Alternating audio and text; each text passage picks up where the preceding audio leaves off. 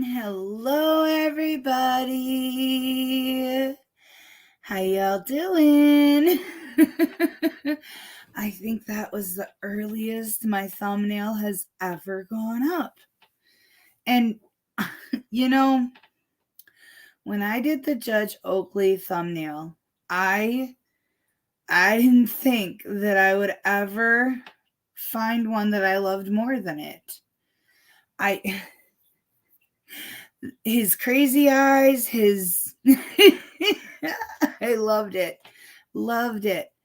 And this one is real close too. I'm really liking them today. Oh my gosh. RC117, thank you. I know it was a quick hi and bye, but I really appreciate you, and you're still going to get your wave. Oh my gosh. Yes, you were really early. Hi, sweetie. Hi, Lucy. Good to see you, hon. And there's my Tammy. I hope you got some good sleep, sweetie pie. Hi, Foxtrot. I is glad. And for the record, she is happily snoring away. I'm sure the moment she realizes that Mama is live and there's treats involved, she'll be right over. Don't worry. Have faith in her.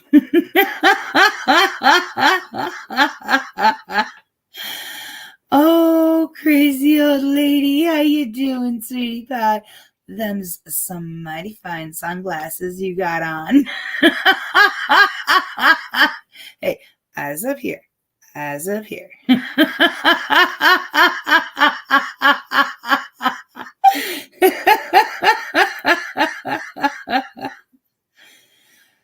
Oh, you guys. Oh, look at that. We got to vote for Billy. Woo! Billy is in my kiddo's room because weirdly, my cat is in love with my kid, and her cat cuddles with me at night. I think they're actually both in her room, though, because they took the toys in there. But again, I'm sure they'll be around.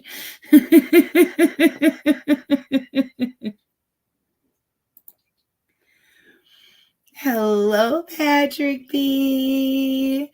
Good to see you. And I promise you too, at some point, the kitties will be on. Hi, Gianna Miller. Good to have you, sweetie. Welcome to the party. The second one of the day. Yes. I needed that afternoon stream on day shift. Oh my gosh. You guys. I don't think I've recovered yet.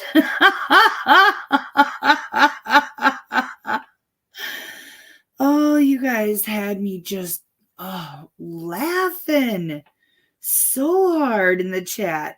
And like there were serious moments in the case, or in the cases, and I felt awkwardly bad because, here they're saying something that's supposed to be like either the judge is coming down on someone or, it's a moment talking about the victim or something like that.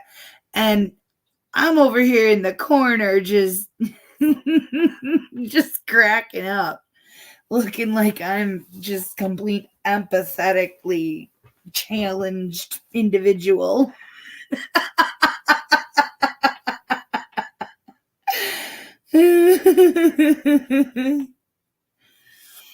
Oh no. That's crazy, Lucy. You be safe, sweetie. Glad to have you for as long as you're able to stay, but if you suddenly dip out, we understand. But see, I'm like a total Midwesterner. Like the tornado sirens going off. That's my cue to go outside and look. When the tornado sirens go off, we Midwesterners were just like, oh, let's see how bad it is. Is the sky green yet? If the sky doesn't look like pea soup, we're still good. Yeah, we're still good when we see a Ford F-150 flying through the air. We're still out on our porch.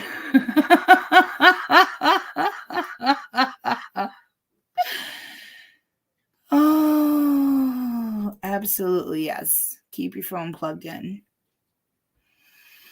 It'll help keep it, when the winds take the house. If the phone's plugged in, you might have time enough to grab the cord and hang on. I'm just kidding. I'm kidding. Be safe, sweetie. We love you. I'd hate to see anything happen to you. Yes. Yes, that's me. Yeah, I'm out there. I'm like already. I'm like, what we got? What we got?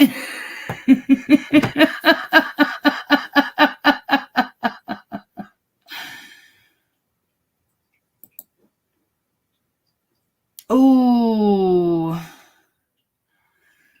I'm not putting that one on the screen, but yeah, that sounds like a rough case, Lucy. There was one earlier today in Florida, and I know another streamer was trying to stream it, and it went down while they were streaming it. I happened to acquire the entire case, so I sent it to him. I don't know if they'll do a redo of it. Apparently, it was supposed to be really funny, and he hadn't even gotten to the funny part yet. I did not edit it. I don't know if I might. I haven't even watched it. I don't even know what it's about. But yeah. Yes, Patrick B. Yeah. Everybody knows. Everybody knows. But yeah, so he might do a redo on it. I don't know. Like I said, I did not edit it. I didn't even move my Palmy Drive over. My goodness, what am I? My brain.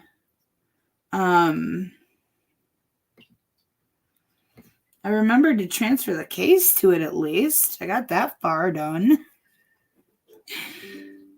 Oh. I got the Payson dockets from today and yesterday, apparently. But yeah. And it's Arizona. And that's what the thumbnail is from. It was a guy in Arizona, and he just doesn't know how to keep his mouth shut. And the judge tells him several times to do so. And he just can't do it. He can't, the right to remain silent, but not the ability. This is that guy.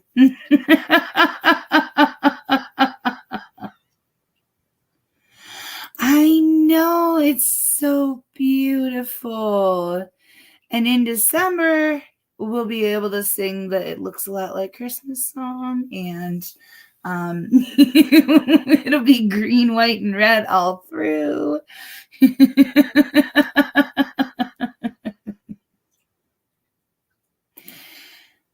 Yep. In like a lion, out like a lamb.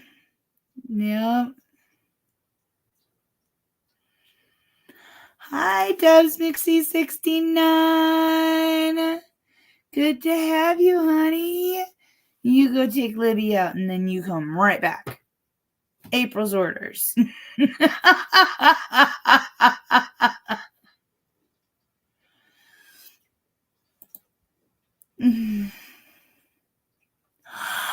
Hi, K.L. Burke. Hi, honey. It's better than calling you Yella.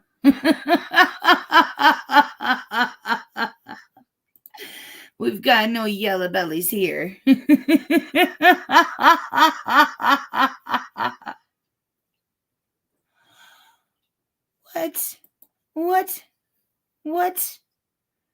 What?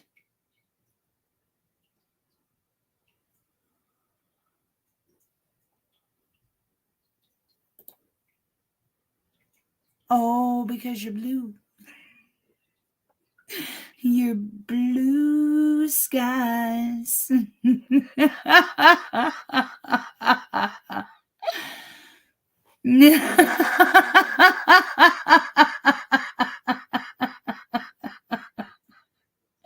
I find that hard to believe. Just a smidgen hard to believe. Yep, you're a fibber. No one that starts as much crap as you is Yellow Belly. Because you gotta be ready for what comes with that mouth.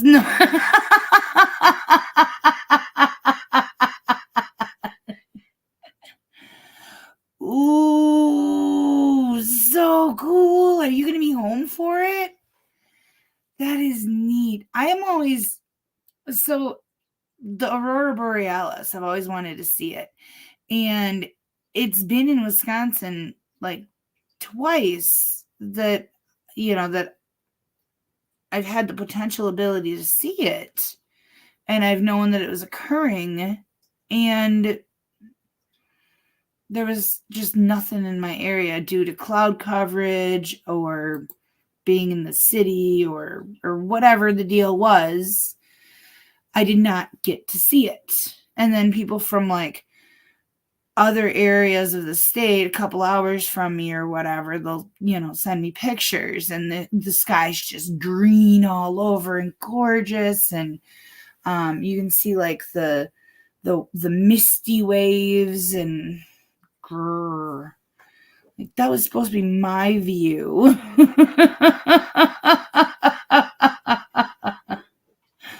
Oh my gosh. No, Emily, it's total eclipse of the house.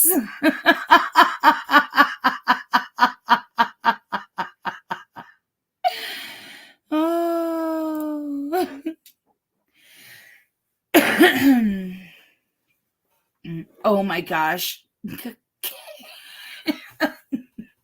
That's Kendra's favorite too. Yeah. And I very often I'll find it, in the washing machine. Shake it off.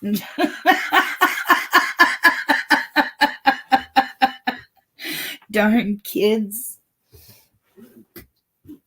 Why do I bother putting that in that drawer? Hey, I'm getting more flexible, at least, with this leg. I can reach really far. Like, I can touch the floor. Like, I wish you guys could see this. Maybe you can. Let's turn it here.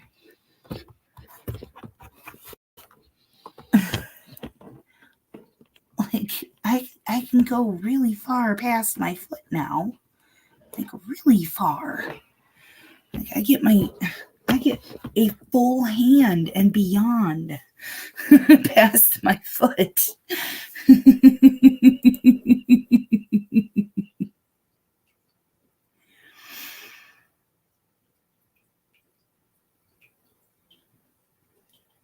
We will see you in a minute.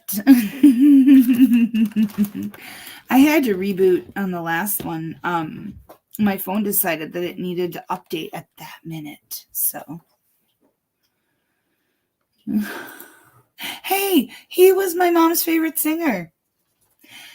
Bar none, hands down, he was. Yep. Him and Dr. Hook. And actually, her final day, I played a couple of Dr. Hook songs and then one of her favorite Meatloaf songs. I put them on the phone and put the phone by her, and I read her a book when my brothers and I, when we all turned 18, she gave us the book Love You Forever. And I read her that book. And so that was her last half hour of life, was a few of her favorite things.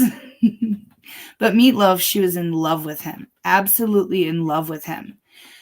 She went to a concert of his once, and he was popular, but he wasn't like mainstream popular.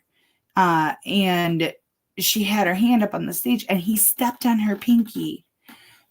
Hey, get off of that styrofoam cooler down there. That is my other footstool. Thank you, miss. But yeah, he stepped on her pinky. He broke it. She wouldn't go to the doctor. Nope. You want to know why? They'd have washed it. And she was in that momentary mindset of, I'm never washing my hand again.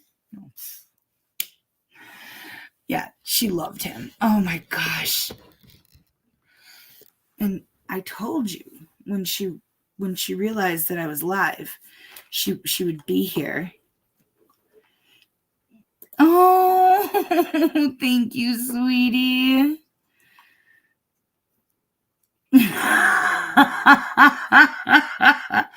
My favorite Dr. Hook song, well, there's two. The Wonderful Soup Stone. And then my mom's, that was one of them, and then Carry Me Carry was the other for her. Queen of the Silver Dollar. You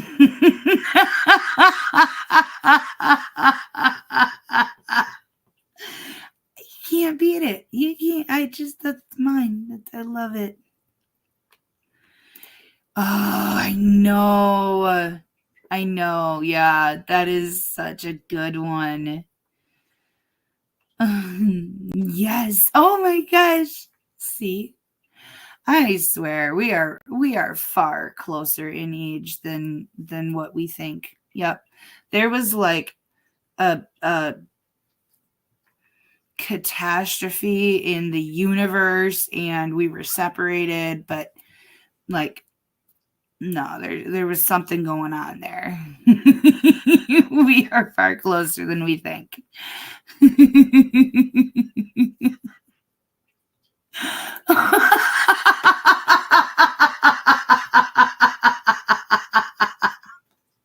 I don't know if that's a good thing.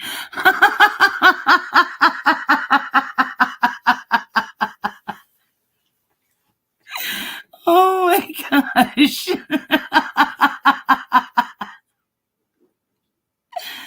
Oh, I love Sylvia's mother. Oh my gosh. Yes. Yes. Oh, my mom and I actually went to see him. Well, my mom, dad, my oldest brother. I don't know if he was with his wife at the time or not, but it was definitely my mom, dad, me, and my oldest brother. We went to a Dr. Hook concert. Yep. Yes. Oh my gosh. And that was back in the time when musicians really did not, even if they were big, they really did not make a lot of money. Would you get off that cooler? Come on. Please. It makes weird noises. And the noises are going to come over the microphone and everybody going to hear them. So yeah, anyways, back in that time, the producers and the music industry just stole the money from the creators.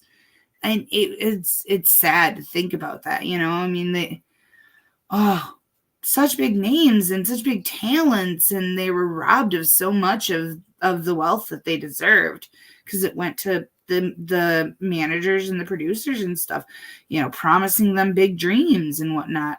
But you had to get to be a huge, huge, huge name before you were making anything. I'm sure they did, by, at some point, but when they started out, I mean, you started out with nothing, and you kept that nothing for a long time back then. Now with YouTube, I mean, look at what happened with the guy that did Richmond, North of Richmond. I mean, he was working in a warehouse, and he was 420 all day long. And he had a Samsung 20, and he just set it up in the woods one day and recorded something he wrote, and instantly viral. Now he's doing tours and shows all over the country, and yeah, and he's got some soul in his voice, but he was, just a lonely guy, and look at him now.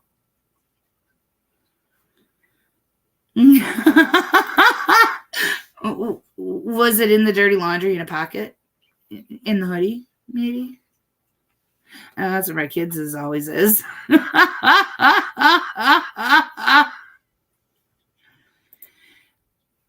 We've got 2 members of the paw firm here. They're ready to lick that like button. They're actually ready. Oh my God. That was so cute.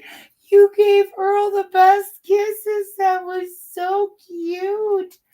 Oh, melt my heart.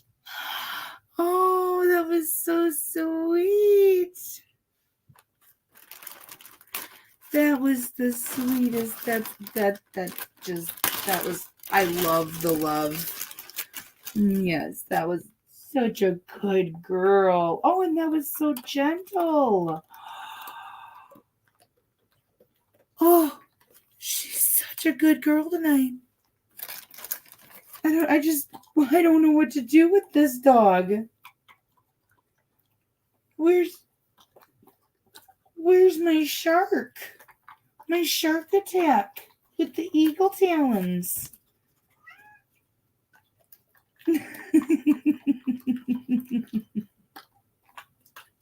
You're a noisy eater. You're also a noisy sleeper. Wait. Good girl. Good wait. Oh, this is just a tiny chunk. I'll give it to you. I won't even break it up. Look, that, not my shirt.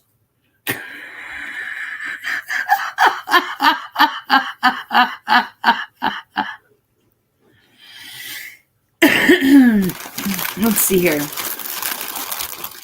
Pepperoni stick, bacon strip, or chicken biscuit. Well, that was very tiny bacon strip. So let's go with, let me find a couple more small bacon strips. Because they're in here. There we go. And one more pepperoni stick. This is, remember y'all, this is her second dinner. This is second dinner.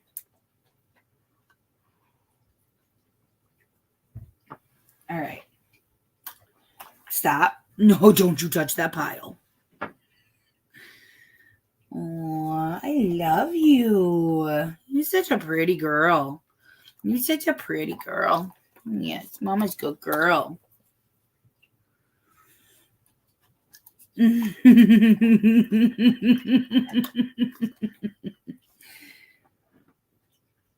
This right here. The bacon. It's well, okay, now it's not gonna do it. There we go. The bacon peels apart.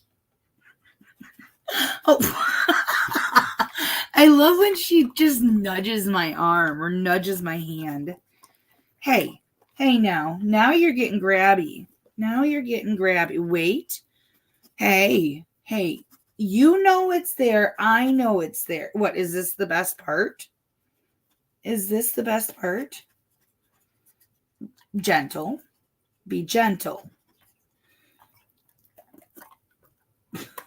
God, my hand is full of slobber. Basically.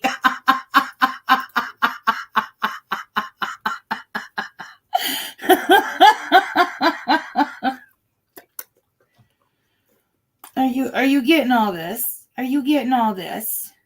Are you spoiled? Are you spoiled, bat dog? Bat dog? You're gonna fly away.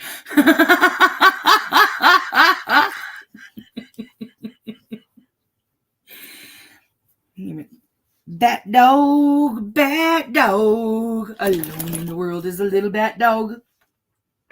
Okay, there you go. One more. This is the last one. Last one. But you got to speak for it. Can you speak? Speak. Speak. That's no speak. There, that's a speak. Good girl.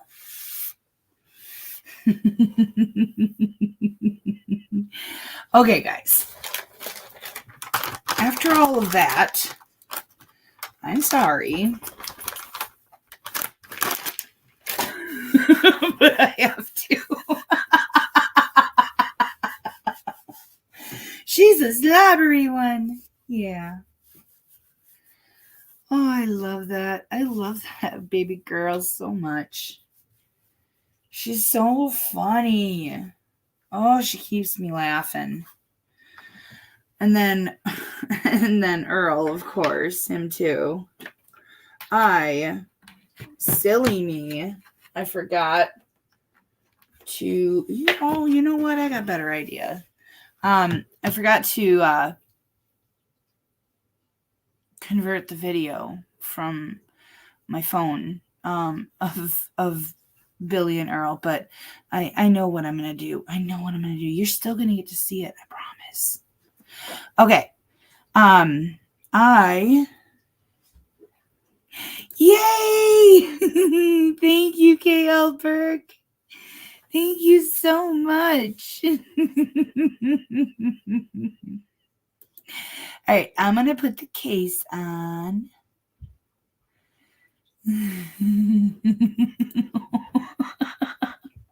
Actually, yeah, she might be. She left the light on. So I was going to say, no, the light's still on, but really that tells me nothing.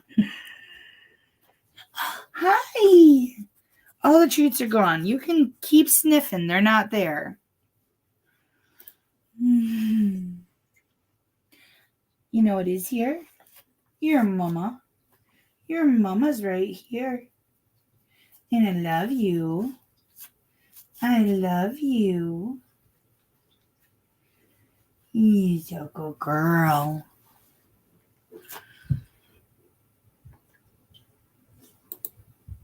And so I'm going to have to shut that light off.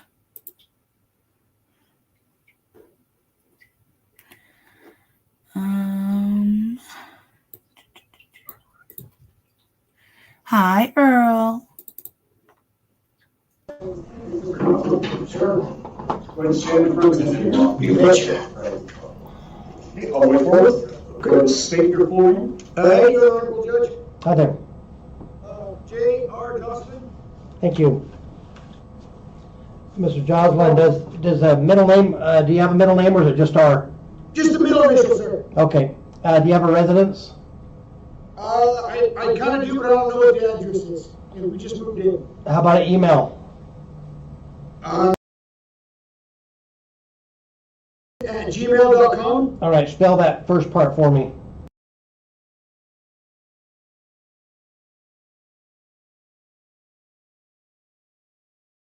At Gmail.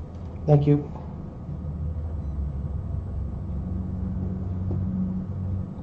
All right, do you have a phone by chance? I do. Okay, can I get the number? Okay, the state's alleging 2 charges against you. One of them is theft of means of transportation, and the other one is a theft charge. Both of those are felonies that you have the right to remain silent, right to counsel, and right to trial on. I scheduled you for a preliminary hearing on the 25th of March at 4 o'clock p.m. A preliminary hearing is where the prosecutor will present testimony and evidence to a judge or grand jury to determine if there's probable cause to charge you with that. If there is probable cause, the case will be bound over to the Gila County Superior Court. If there's not probable cause, one or both of those charges will be dismissed. Yes, sir. If the case goes in front of a grand jury, you'll be notified by email or phone, since we don't have a mailing address for you as of now, that you don't have to attend the court date because they went to a grand jury. And then just to make sure you keep the court up to date with a physical address so they can mail stuff to you. Yes, sir. I've stayed in good contact with you and my clients and everything. I'm up to date on my clients, so I've been doing my part, and I appreciate your leniency. Okay. Your release conditions are as follows. Obey all orders of the court. Do not commit any crimes. Notify the court immediately if your address changes or if you get one. Do not leave the state of Arizona without permission of the court. Do not contact the alleged victim in any manner. Do not go near the location of the alleged offense. Do not possess or consume any alcohol or drugs without a valid prescription, and do not possess any firearms because they're felony allegations. If you're convicted, you could become a prohibited possessor. Yes, sir. I'm placing a hold on you for $5,000, and I'll explain to you how that works. The county attorney has 48 hours from the date and time of this hearing to file a formal complaint on you. That does not count weekends and holidays. If they do file that complaint, then that bond will stay in place on the $5,000. If they do not file that within 48 hours, then you'll be released on your own recognizance without having to post anything. They can file the case up to 7 years from the time of your arrest. Okay. If the complaint's filed, you may be able to have a court-appointed attorney if you cannot afford to hire one. Can you afford to hire your own attorney? Well, that's going to depend, sir. These charges will be dropped because I have. Yeah, just don't tell me details of the case yet. I think I could if I needed to. I don't know. As far as bonding out the $5,000 hold, what do I got to come up with to get out right now? Well, I'm leaving it bail bonds eligible, so you can go through bail bonds. That would be 10% of that, so that'd be $500. Sir, I understand that, but I got a job on Monday. I'm not trying to go nowhere. I've got the 2 boys, and my wife's going to be having a baby any day. Is there any way you can let me out? Because I'm not going nowhere. I've kept up on my fines, and I've kept in contact with the courts over my warrants. And man, I'm not going to fight this. I didn't do anything wrong, and I've got evidence proving that I'm innocent. Okay, guys. So we have I'm innocent. I start my new job on Monday, and my wife's having a baby any day now. He's, yeah, he's trying real hard. Do they really think at this point that that's original? Oh, yeah. Rocky Lennon, the bleeding heart. He looks so trustworthy, though. Someone's got to be checking off the bingo card.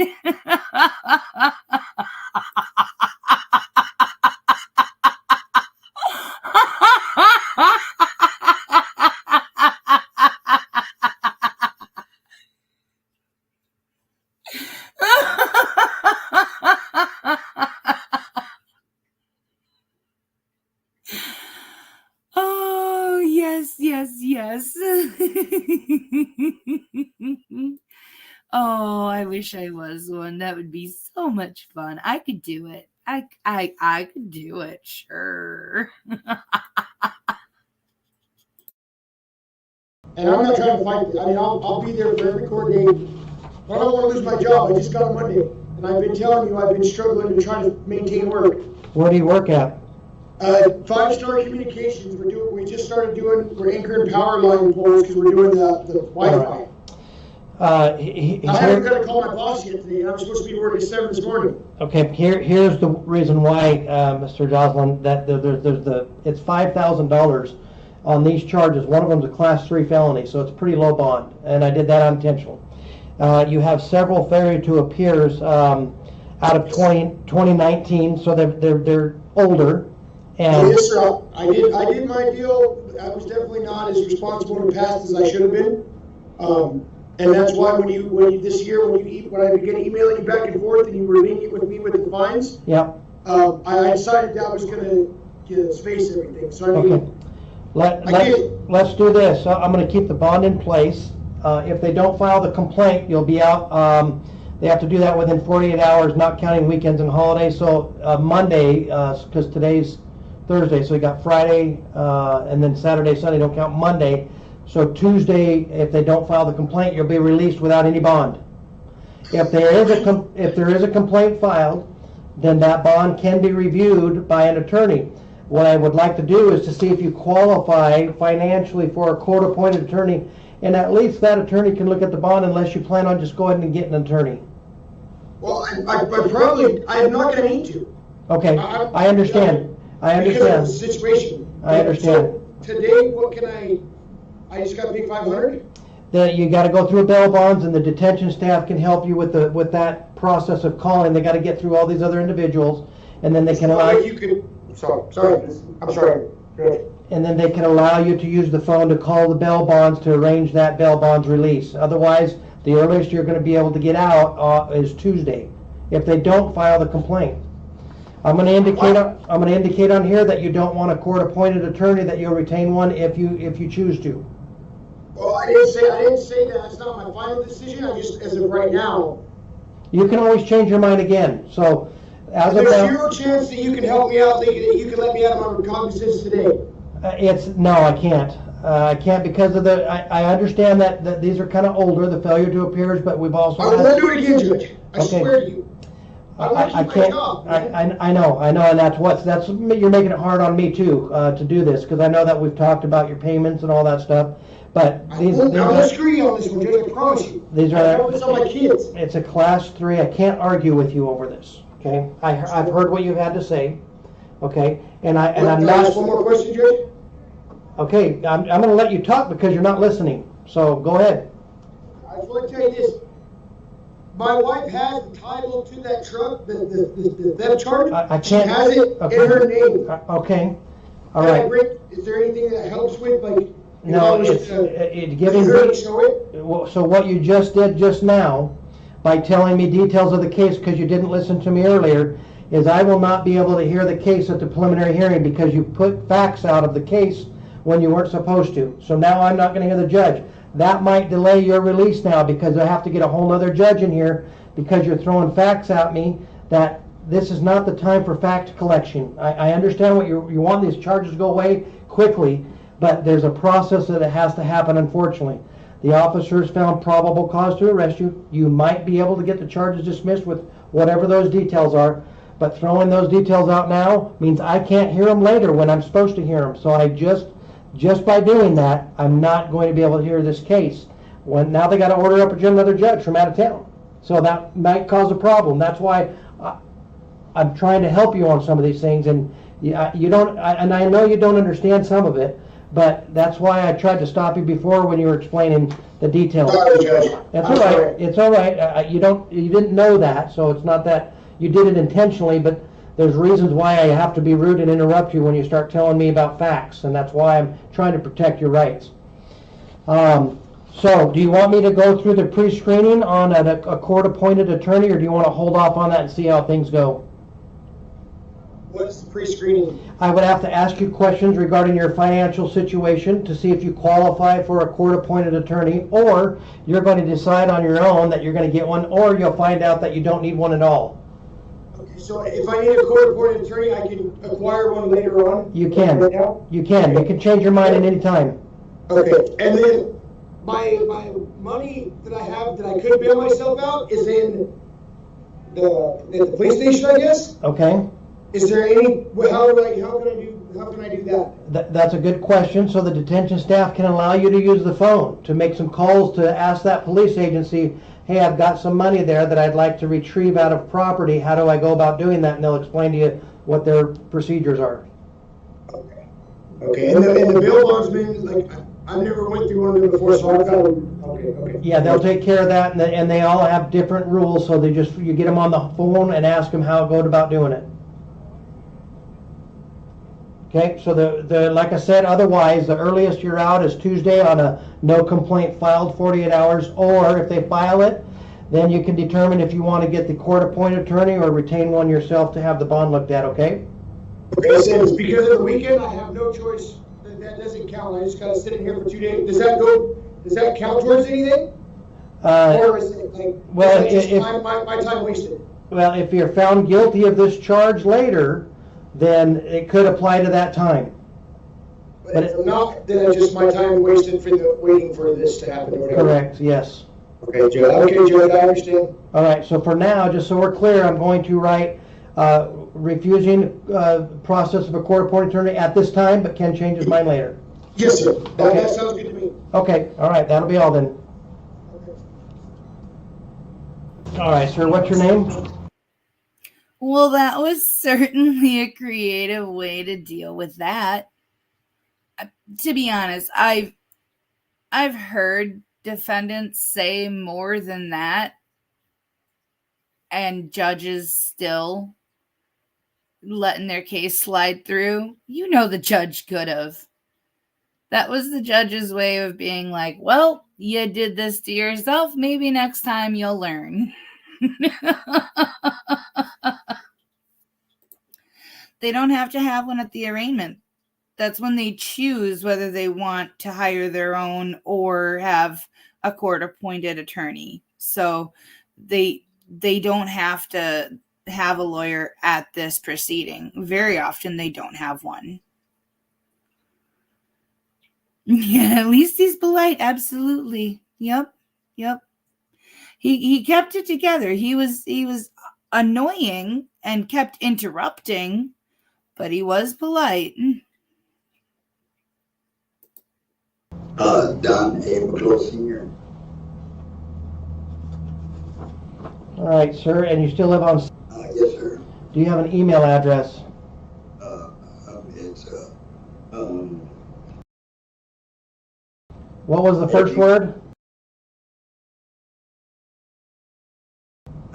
at gmail.com. And your phone number ends in 04, yes, sir. Okay, the allegations against you are 2 counts of interfering with judicial proceedings. Those are both misdemeanor violations that you have the right to remain silent, right to counsel, and right to trial on. I've scheduled you for an arraignment on the 20th of March at 9 o'clock in the morning. An arraignment is where you need to be prepared to plead either guilty, not guilty, or no contest to those charges. Depending on how you plead will be what happens next with the court proceedings, and each of those proceeding options will be explained to you prior to you giving a plea. Also, what will be explained to you prior to you giving your plea is the maximum penalty and mandatory minimum penalty, if any, apply. Your release conditions are as follows. Obey all orders of the court. Do not commit any crimes. Notify the court immediately if your address changes. Do not leave the state of Arizona without permission of the court. Do not contact the alleged victims in any manner. And obey all other court orders. You understand those release conditions? Yes, sir. Okay. Yes. Sir, because those are court orders that you've violated allegedly, those orders that I just told you now are similar words that you were asked not to do before, and allegedly you've committed those violations.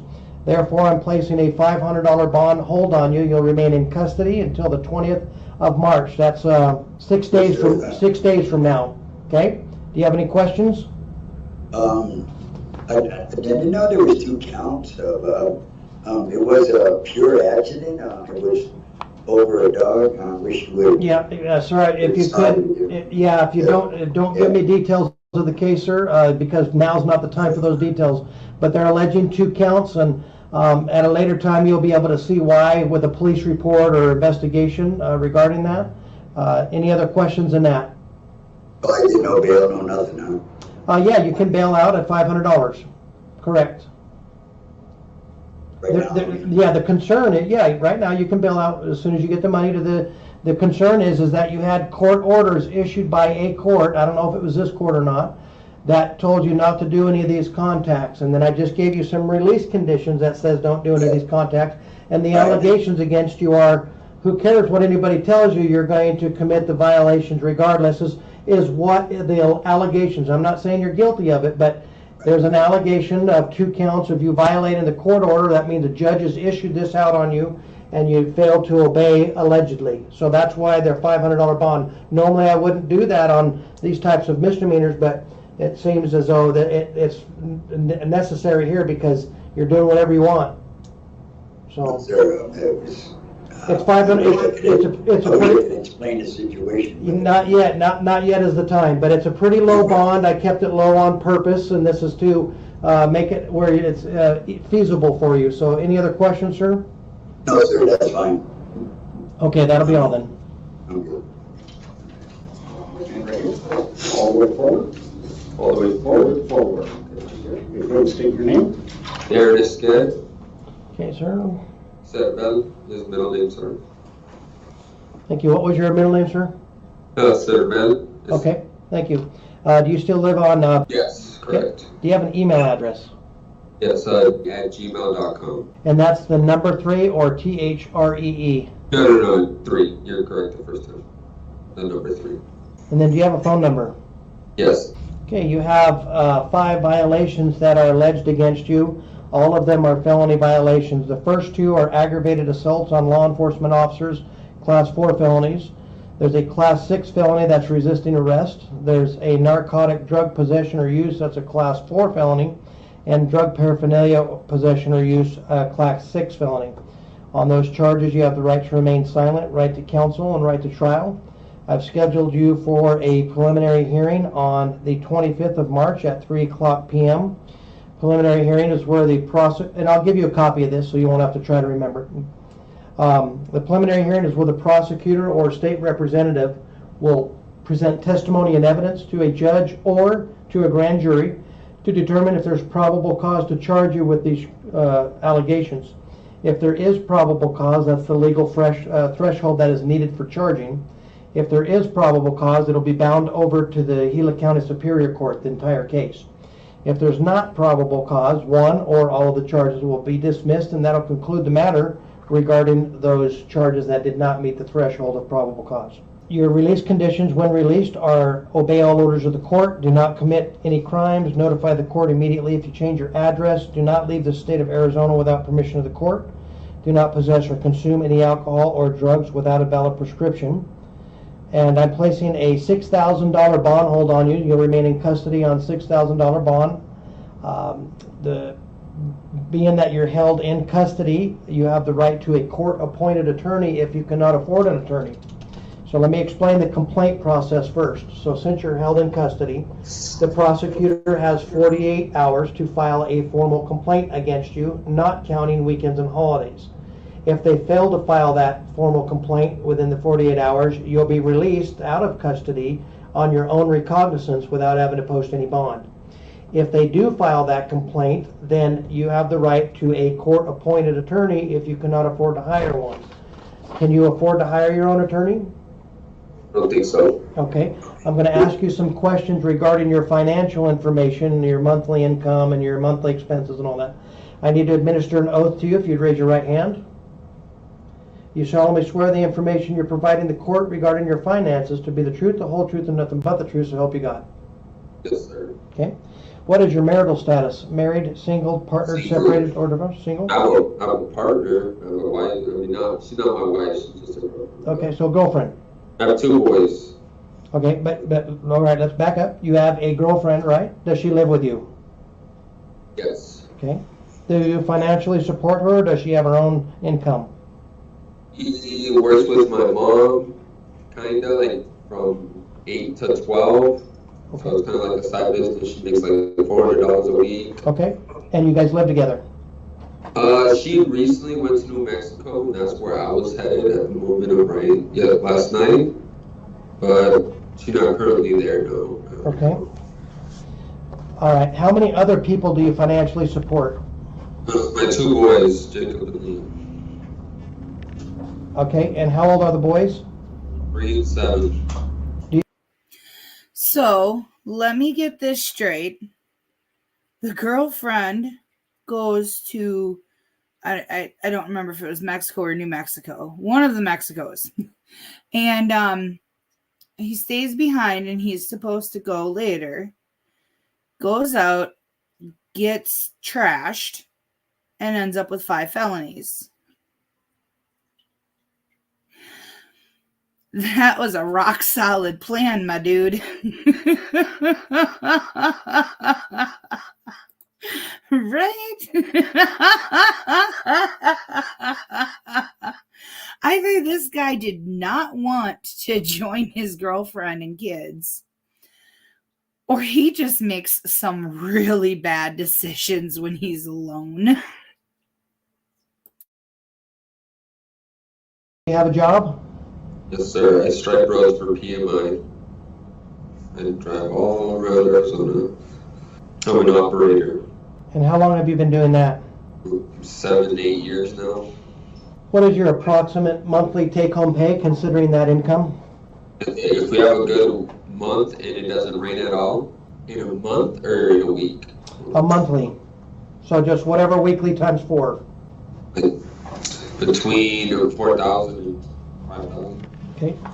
Do you receive income from any of the following sources? Social Security, disability, unemployment, child or spousal support, or any other investments? I'm sorry? No. No, I don't. Do you own a house? No. Do you have any bank or retirement accounts? I have a Wells Fargo bank account. Okay. How much is in that bank account? Right now, I would say somewhere between $50 to $200. That's only because he can't remember how much exactly he spent at the bar last night, Your Honor. Okay. Do you have any outstanding loans? I do owe a loan on my car. Okay. How much is that loan owed? The total is, I believe, $6,000. Is that what's left on the balance? Yeah, Okay. after what I paid, yeah. And the next payment is on this Friday. All right. What is your approximate monthly expenses? The apartment is $1,500. The Wi-Fi is $61. I was paying for insurance. I was able to pay this month, but that was $330. The electricity was $200. I only pay $30 for my phone because I have Cricket. Sometimes it varies because sometimes I have to pay for what Raquel's stuff is, like her phone bill. Let's make it a little easier. You make $4,000 to $5,000 per month. How much money do you have left over at the end of the month for spending freely? 1,500, maybe 2, Okay. maybe more. But Okay. I've never really figured that out. I have a feeling his girlfriend is the one that handles the money, and he has no clue. Which is, it's fine in the relationship if one party or the other is the one that manages the money. Yeah, it perfectly okay. But don't be afraid to say, I don't know. How much do you think you contribute to an attorney if you made a monthly payment? Could I contribute? Yes, to a court-appointed attorney on a monthly basis if you were appointed an attorney. Maybe $200 to $300, maybe more. I don't know. Okay. That would be. Any other financial information you wish to bring to the court's attention? No. Okay. With that information, you do qualify for a court-appointed attorney. That court-appointed attorney will be Barry Staniford. Okay. The way that happens is if that complaint is filed within the 48 hours that I described to you, the attorney will be assigned to represent you at that time. If it's not, then the county attorneys can file the case up to 7 years from the date of your arrest, And then at that time, they'll re-review your financial information to see if you still qualify for a court-appointed attorney, whenever that is, a year or 2 or 3 from now. And then if you do, they'll reassign a new attorney at that time. You understand? Okay, all right, that'll be all, sir. Thank you. State your full name. Jerry Charlie?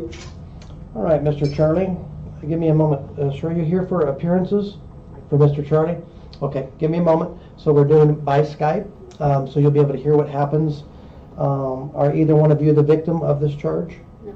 Okay, all right, so you can hear what happened, but you can't have input, okay? All right, sir, do you still reside in Arizona? Yes, sir. Okay, if you can, the microphone has a you need to speak up. Okay. Yes, sir. Okay, your address is, Yes, sir. okay. Is there a P.O. box that is associated with that too?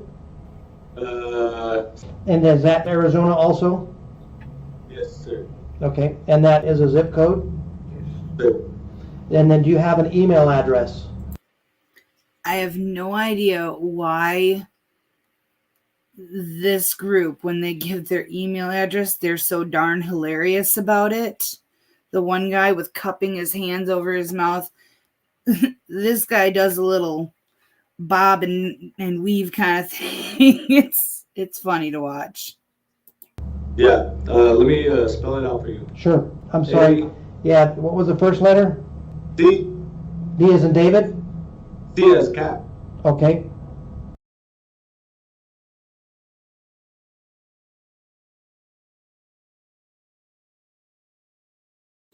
Yes, Diaz cat. You heard that.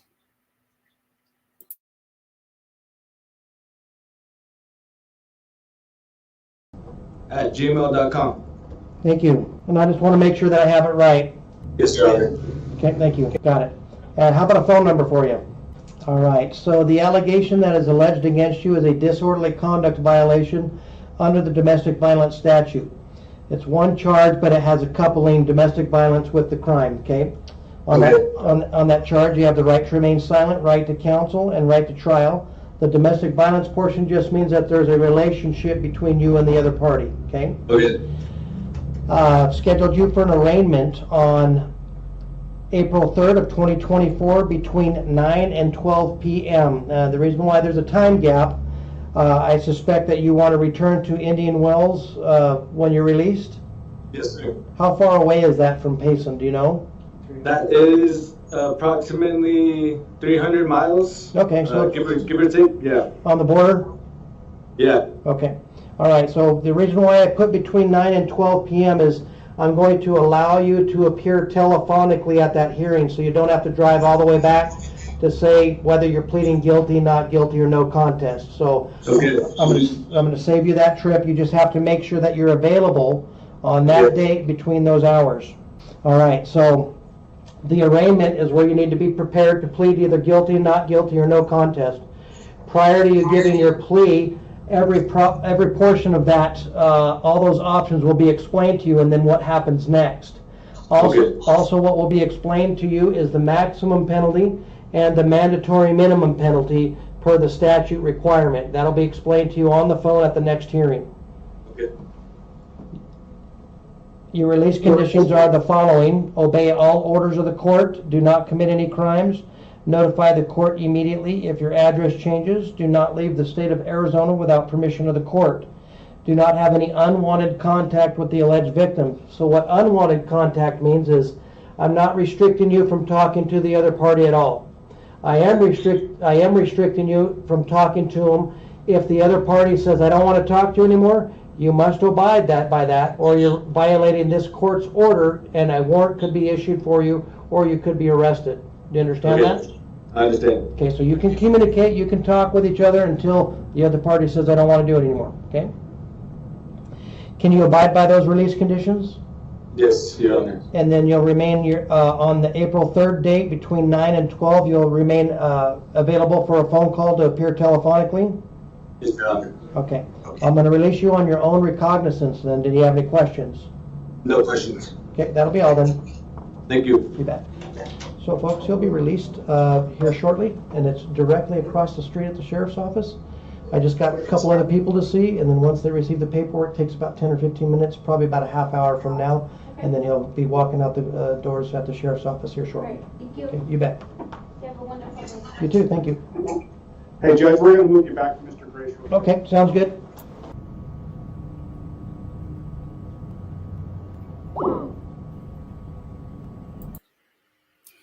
If y'all can't see that, because I know some of y'all are on your phone and the screens are small, but the judge has someone saved in his contacts list as Pretty Queen. And I just, oh, that hit me. Pretty Queen. He called them.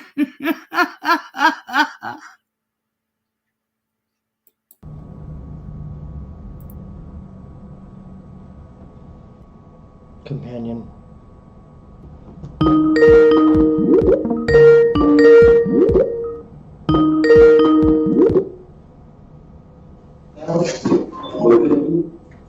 There you are.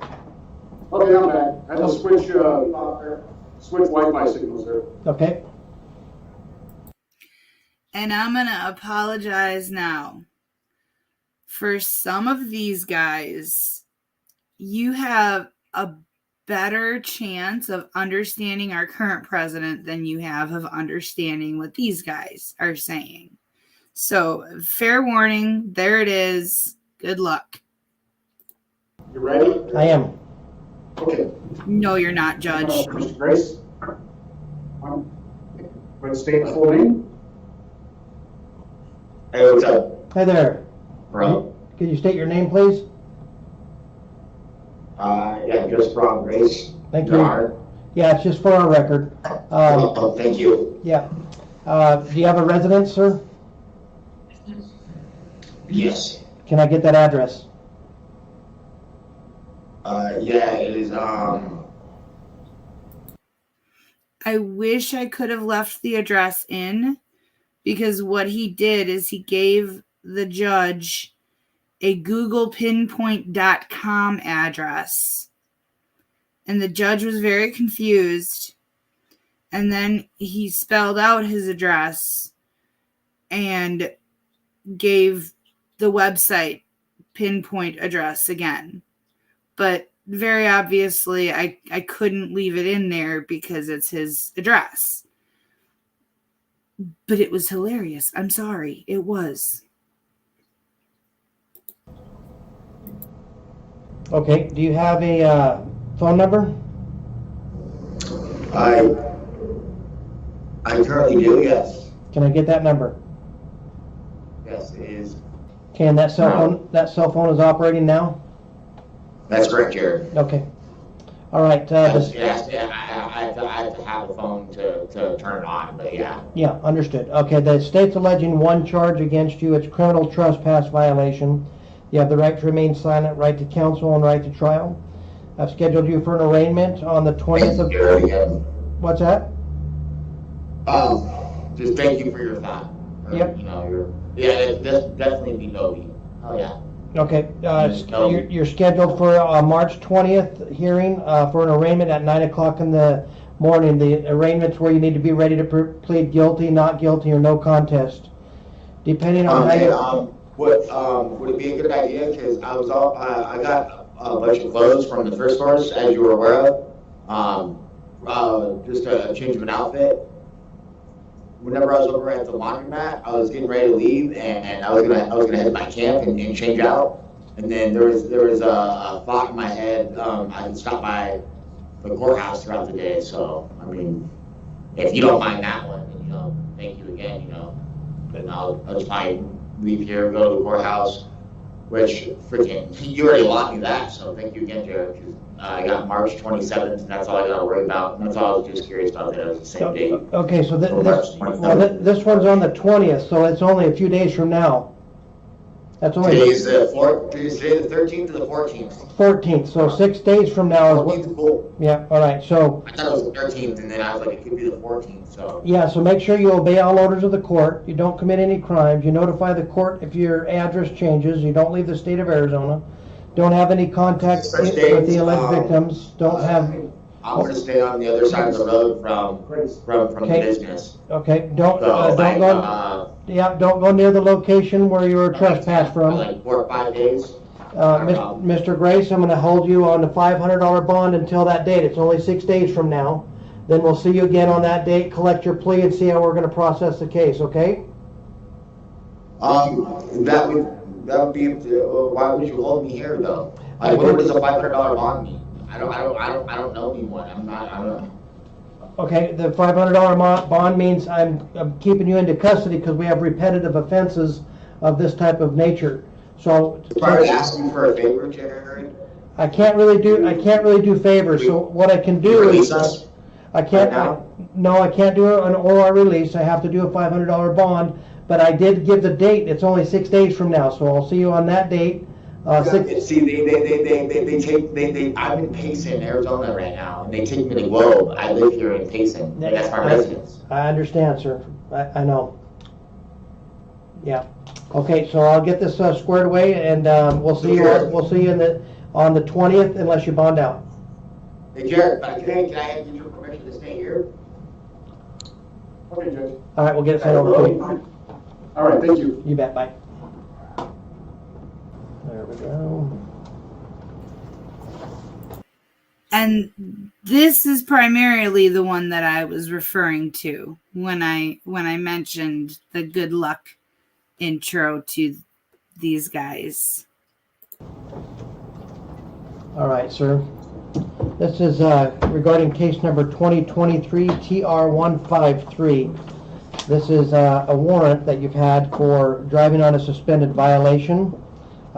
You failed to appear for an arraignment, so I want to get that process done today.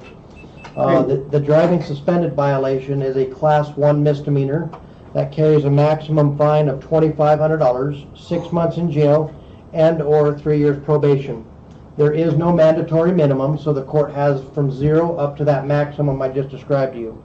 There is no jail time being requested of this charge by the prosecuting office, so you're not looking at any further jail time regarding this charge. Okay. Your options are to plead guilty, not guilty, or no contest. If you plead guilty or no contest, we will sentence you here today and conclude the matter. If you plead not guilty, we'll schedule you for a pre-trial conference. That's where you'll meet with the prosecutor, discuss the case with the prosecutor, and 1 of 3, the case will go to trial. 2, the case could enter a plea agreement, or 3, the case could be dismissed. Do you understand that? Yes, sir. All right. You also have the right to an attorney. Anytime a person is alleged of crimes against them, they can have the right to go out and get their own attorney. Being that there's no jail time being requested on this charge, you do not have the right to a court-appointed attorney unless you have another cause to explain to the court why you would want that, and then I'll listen to that. Right. Do you understand that? Yes, I do. All right.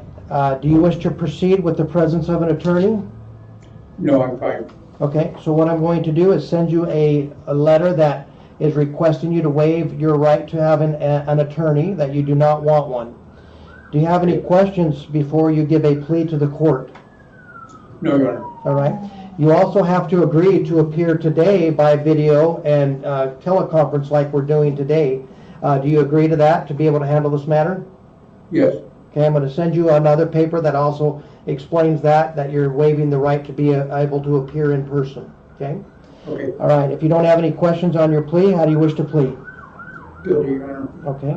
All right. Sir, are you aware of the rights that I'm going to make you aware of the rights that you're waiving by entering a guilty plea. Okay? First off, are you on probation or parole? Not the, one of them did, paperwork did say probation violation, but I'm not sure what that would have been for. I don't think so. You may be on parole or probation, you think? I don't think so, no. I don't think I was. I'm pretty sure I wasn't. But Okay. I'm not positive, because one of the papers did have a probation violation thing on there. It said, I'm not sure, one of the warrants. Okay. Well, just in case you are, let me cover the information in case you are on probation.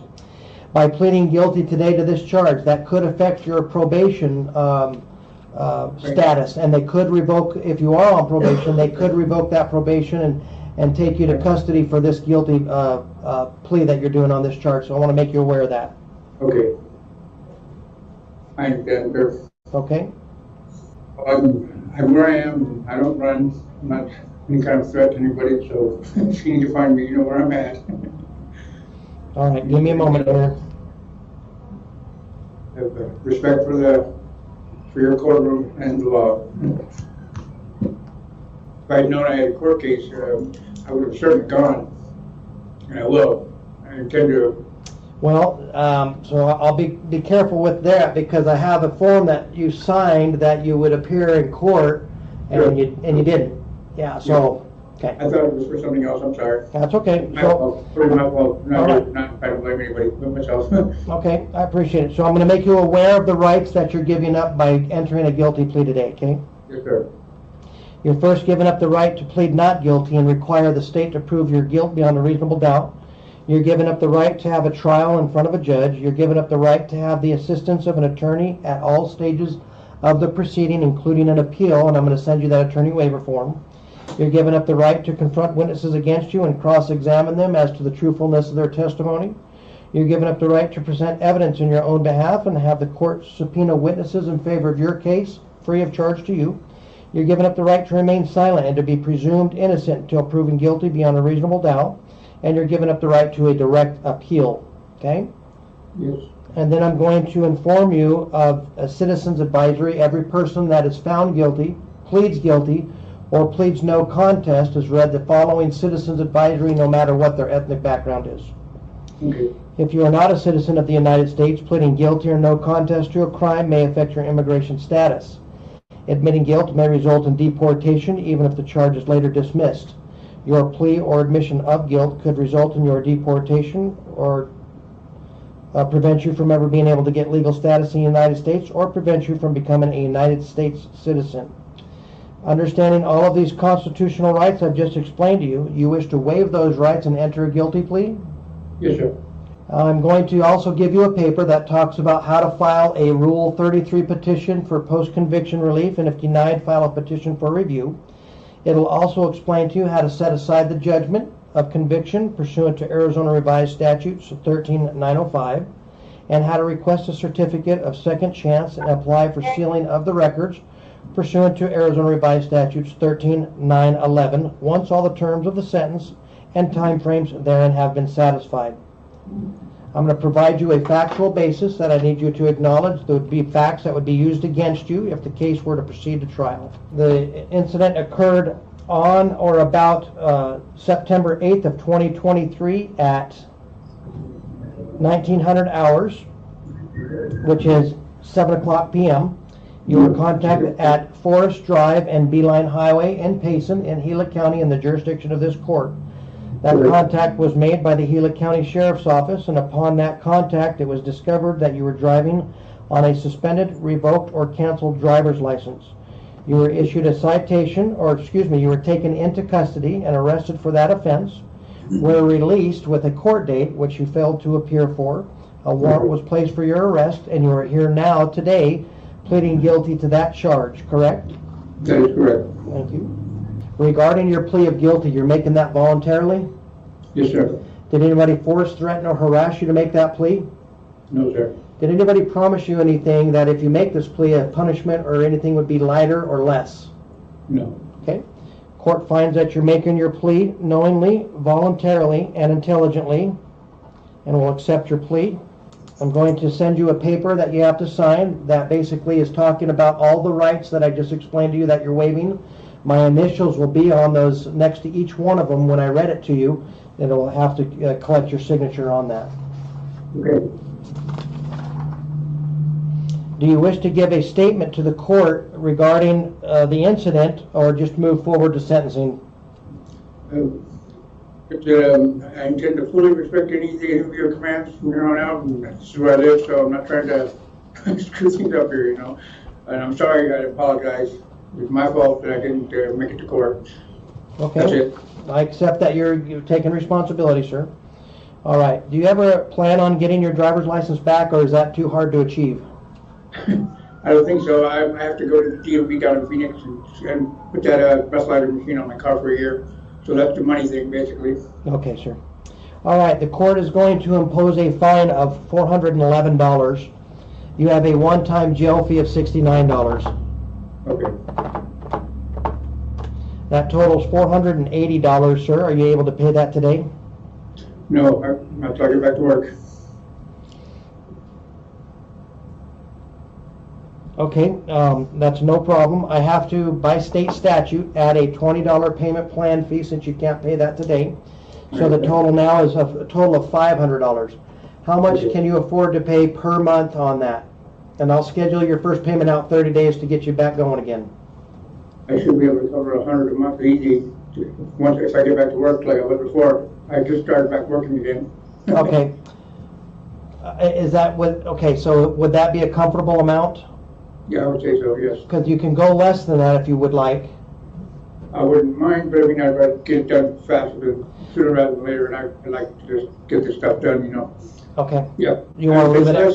$50 would be far better, Okay. better, because I have more. Okay, so I'll do it $50 a month. If you want to pay more, you can.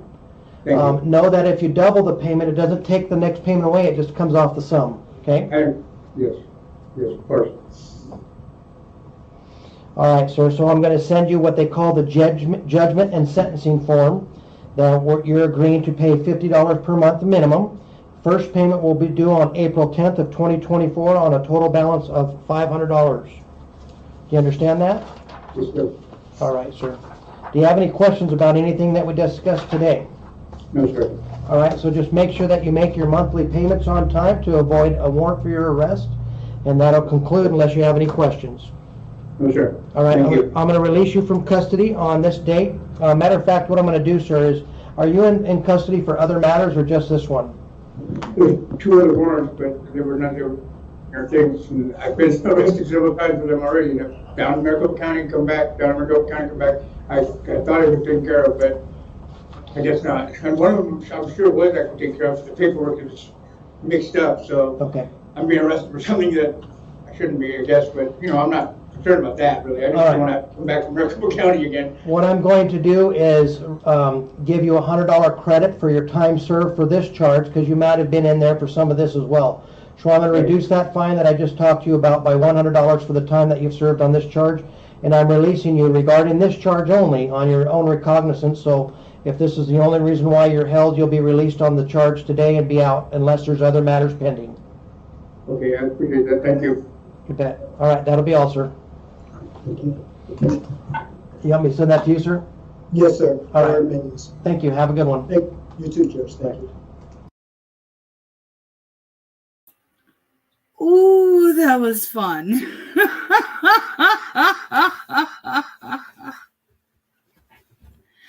That was a lot of fun. I had fun editing that one. It took me a little bit longer than I wanted. Yeah, I think Boom Hour is even a little bit more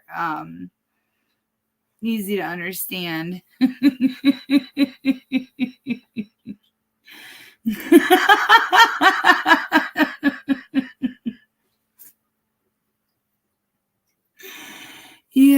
Yeah.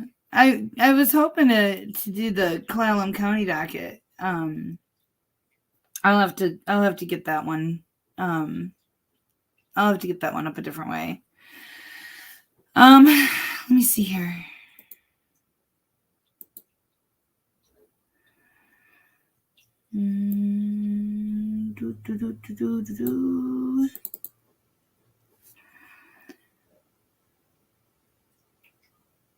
This is a quick one.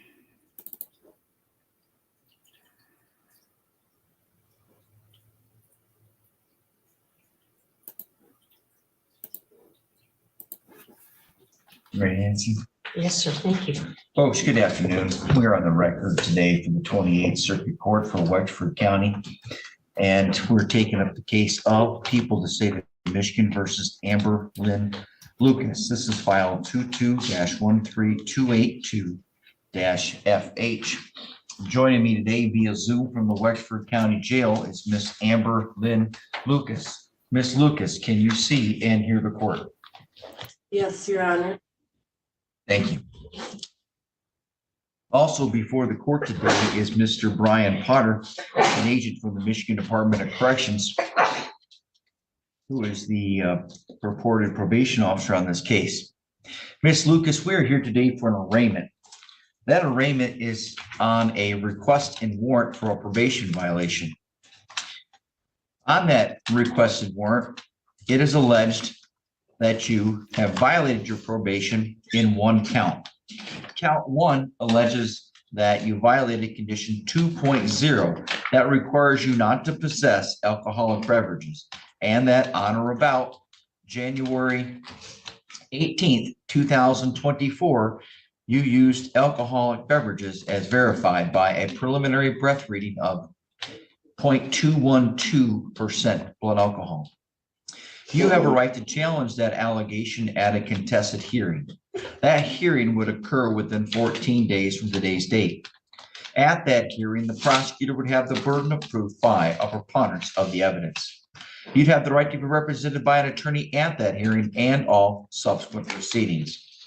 You would also have the right to review the evidence against you, question and cross-examine any witnesses presented against you, as well as the right to present witnesses, evidence, or testimony if you chose to do so. Furthermore, if you chose not to make any statement, obviously no statement would be taken, nothing would be taken or applied against you for invoking the right to remain silent. Additionally, if you're found to be in violation of your probation, you would be resentenced on your original offenses. In this case, you were found guilty previously of 2 offenses. 1 count of operating while intoxicated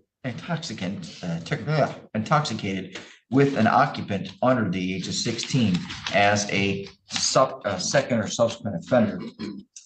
In that particular instance, the maximum punishment could be up a minimum of $500 up to $5,000, and either a minimum of 1 year up to 5 years in prison, or in lieu of prison, the court could give you a period of probation with a minimum of 30 days in jail to a maximum of 1 year in jail, plus 60 days of community service to 180 days of community service.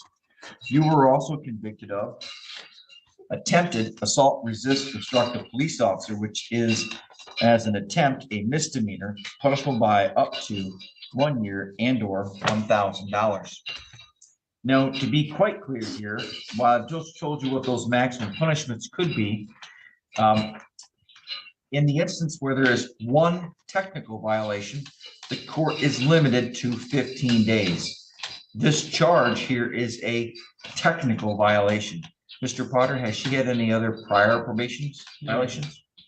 So because you would have no prior probation violations, the most the court could give you would be an additional 15 days.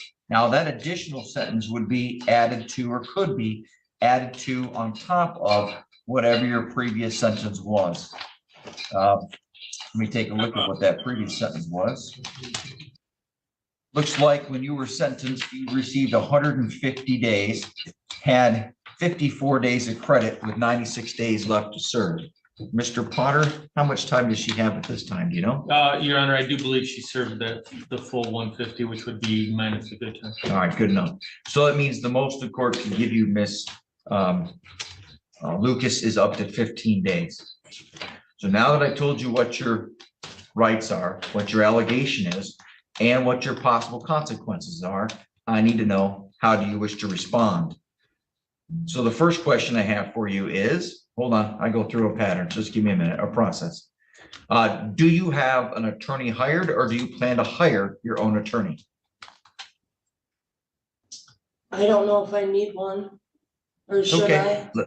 Look, I can't tell you that. All I know is right now, my question is have you hired one? Yes or no? No. Do you plan to hire one? No, You have them, all right. Next question. Do you want the court to appoint an attorney to assist you? no, All right, so the last probably one of the last questions is, then you want the court to set the matter for a contested hearing. If you do, Mr. Potter, is this a PBT that you took? No, it was law enforcement. Your Honor. Law enforcement? It could be set for a hearing. and we'd have to have that hearing within the next 14 days. I could tell you, we probably wouldn't handle it next Tuesday or Wednesday. And- Or your other choice is you could choose to plead guilty, and there's no pressure for you to do so. And if you did, then the court could even proceed to sentencing today. I would like to plead guilty. Okay. I would really like to get home. I'm a breastfeeding mom and I've never been away from my daughter this long. Well, hold on. We got to get through some steps first, and we're going to get there in just a moment. Please raise your right hand, Ms. Lucas. And do you swear or affirm that the information and testimony you're about to provide will be the truth, the whole truth, and nothing but the truth? Yes, Your Honor. Thank you. You may lower your hand. Ms. Lucas, has anyone made any promises, threats, or inducements to force or compel you to plead guilty to this single charge? No. Are you willing to waive your right to have a contested hearing and have an attorney appointed to assist you at no expense to yourself? Yes. All right. And therefore, as the count one that you had tested positive for alcohol because you had used alcohol, how do you Yes. plead? Guilty. Right? Is it true that you had a term or condition of your probation that you were not to use or consume alcohol? Yes. All right, one moment. The court takes judicial notice of the terms or conditions that are contained in the file. They were signed by the court on August 10th of 2022 and signed by Ms. Lucas on August 22nd, 2022. And so, Ms. Lucas, is it true then? Looks like just maybe a day or 2 days ago, you had consumed some alcohol? Yesterday I did. All right, thank you. The court finds the defendant's plea today is made freely, knowingly, and voluntarily. Therefore, based upon the testimony under oath on the record, the defendant is found guilty of the single count. Now, Ms. Lucas, I need to proceed to sentencing. You have a right to be physically present in the courtroom for a sentence. However, if you are willing to waive that, I can proceed to sentencing with you on Zoom. If you choose to waive that right. Yes, I would like to proceed right now. Thank you. The court finds that the proceeding is appropriate pursuant to the Michigan court rules. Mr. Potter.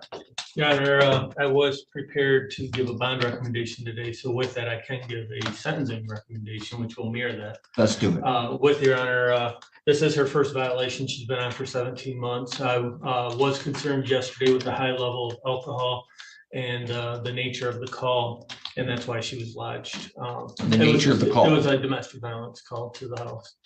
Nobody lodged, no charges being filed. All right, was she allegedly, you don't know what her I don't role know was? all of it except for that she had the OWI under 16 and she was highly intoxicated. So we did lodge on violation. With that, Your Excuse me. Honor, Oh, hold on. with, I'm gonna come right back to you, Ms. Lucas. We're not done yet. with that, Your Honor, the department's okay placing her on a 6-month scram in lieu of any additional jail time. With All right. probation continued. All right, Ms. Lucas, you've now heard Mr. Potter's recommendation. You are the next person to make a statement. Is there anything you wish to say to the court before it gives a sentence? No, I guess not. I just would really like to go home to my babies. And I just woke up yesterday and my mental state just wasn't all there. And I had a half pint. 1 second. Mr. Potter, do you have a calculation of her credit? I mean, obviously, I've got to give her credit for the last couple of Correct. days. We have 2 days that added to the 150. So with the 152, her actual jail days served, whatever the good time is on 150, I just don't have her. Is that 30 days? 25. 25 days. Right? Yeah. So we had 125 days of credit, and she's gonna have 127 days of credit with 152 days of jail. Okay, all right. Leave probation, how long, what? There's 7 months left, Okay, but good. we would like her on scram for that year. Sure. All right, Ms. Lucas, The court sentences you as follows. All fines and costs are preserved if they're not yet paid. The court will continue probation as previously set. The court sentences you to 152 days of jail with 127 days of credit, which means as long as you earned all your good conduct time, then you should be out today. The court also adds a term or condition of your probation to add 6 months of Scram Tether, which is an alcohol monitoring device. Do you understand, Ms. Lucas? Yes, Your Honor. Ms. Lucas, you're going to be presented, not right now, but sometime either most likely through Mr. Potter, 2 copies of one document. You're going to sign one copy, acknowledging receipt of the other copy. This document tells you that you have the right to appeal the conviction sentence in your case. That is typically done by filing a claim of right to appeal. However, based upon the pleas in this case, any appeal must be done by filing an application for leave to appeal. If you choose to file an application for leave to appeal and you want the court to consider appointing an attorney for you, you must complete the bottom half of that document and return to the court within 42 days. If you choose not to appeal, you may simply dispose of the copy of that document. The sentence I've given today applies to both counts. The operating while intoxicated with an occupant under 16 as a second subsequent, and the attempted assault, resist, destructive police officer. Yes, Mr. Potter? Your Honor, will you instruct the probationer to report directly to the probation office to have Agent Stapleton put her tether on after Sure. release? All right, Ms. Lucas, again, you should be released here soon, this afternoon. When you leave the jail, you are to come straight to the probation office today to get that Scram device placed on you. Do you understand? Yes, Your Honor. All right, Ms. Lucas, it sounds like you have a substance use problem with alcohol. You've got children. All I've right, been sober for 2 years, Your It's- Honor. I've been very well. it's okay, Ms. Lucas. Sentencing is not always about being mean or punishing somebody. It's trying to help somebody, well, deter you, deter others, but also give you the opportunity to put yourself on the right path. You have the opportunity again, because you are obviously a lot younger than me, to put yourself on the right path, and let's hope you do so. Best of luck And I to you and your Very family. much for everything. Thank you, sir. We're adjourned. Thank you, Your Honor.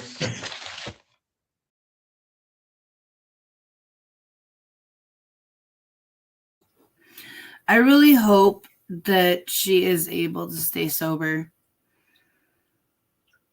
The excuse that I woke up and my mental health was not in a good place, so I drank a half pint.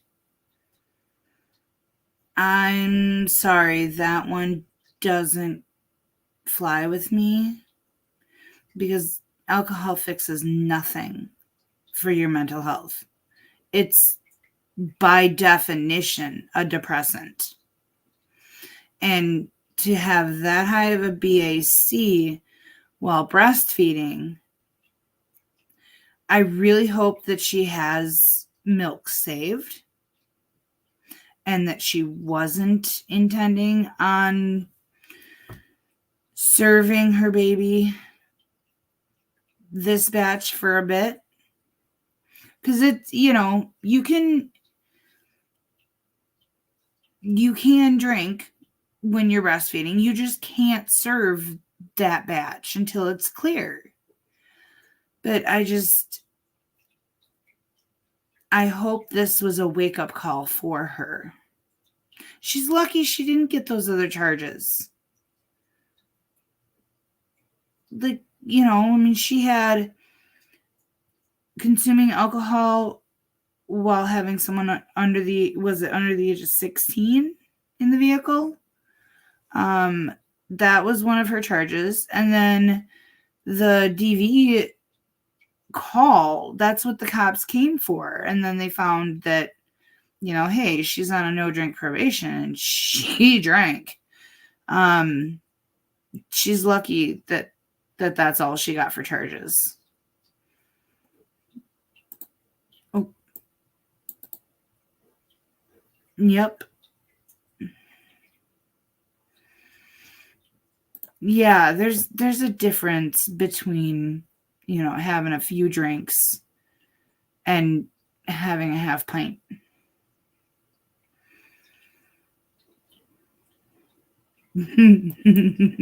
Have a donut, dang it. that does better for your mental health.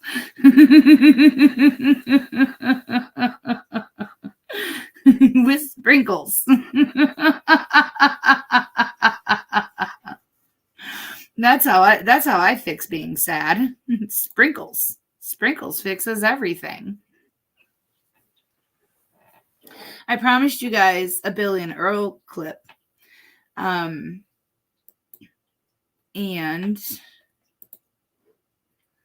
let me get to it.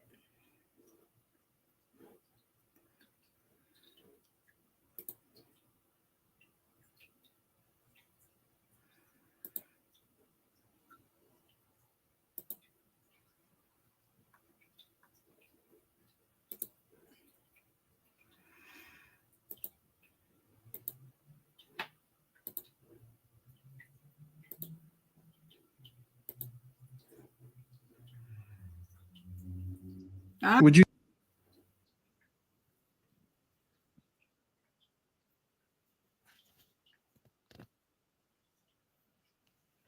They're so stinking cute.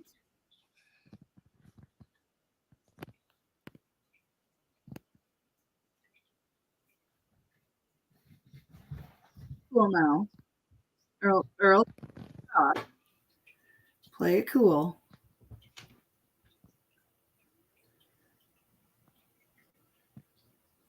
Did you think I wasn't looking? I don't know what you're talking about. Oh, I love those boys. They're just so cute. Earl's face is just precious. Just precious. Those are my babies. Yep. I caught them. They have those super sweet, cute moments where they're cuddly or giving kisses and things like that, And when they realize you're looking, it's like, oh, nope, not me. I don't know what you saw, lady.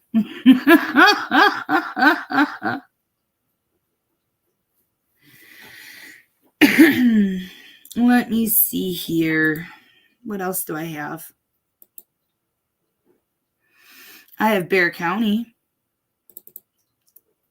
Go to Carly Martin next. Stand by. Carly, are you here for another attorney? Oh, yes, ma'am. And who is that? Alice Warburton. Can you spell that last name? Yes. It's Alice Warburton Coworth. Oh, okay. Okay, Warburton. Okay. She's the defendant. Oh, Yeah. okay. You can put your hand down, ma'am. We're taking announcements from attorneys at this time. Oh, yes, ma'am. And you can't make an announcement for your lawyer. So she needs to send somebody over here if she's not present. Oh, she texted That's and a lawyer. said that she didn't have to be there.